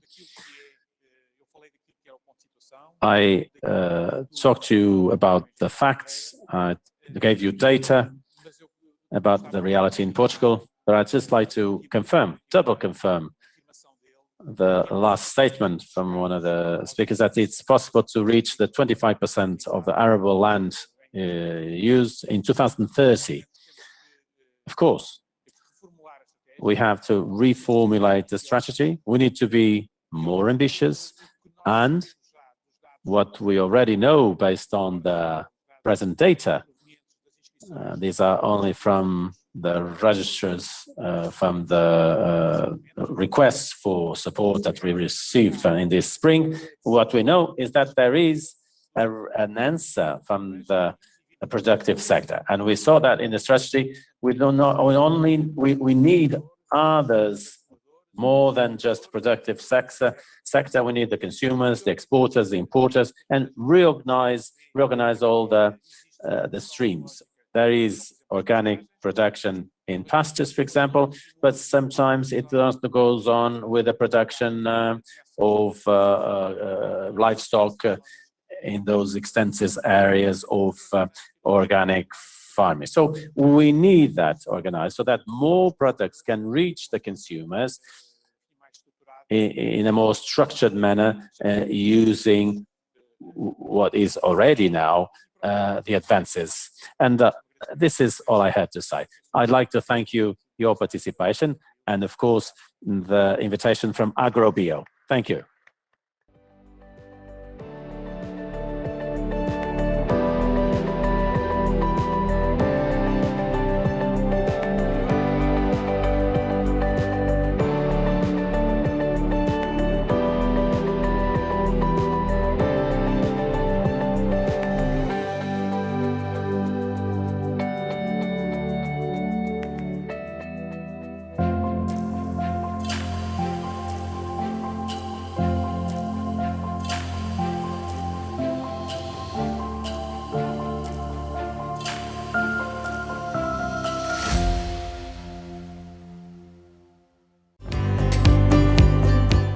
Desde o momento em que introduzimos na nossa exploração o produto Nutrimais, os resultados têm sido fenomenais. Não temos tido qualquer problema no que diz respeito a infestações. As plantas têm um comportamento espetacular, portanto, só tenho que dar os parabéns, neste caso, à Lipor, pelo grande produto que tem, que se chama Nutrimais. Aconselho vivamente.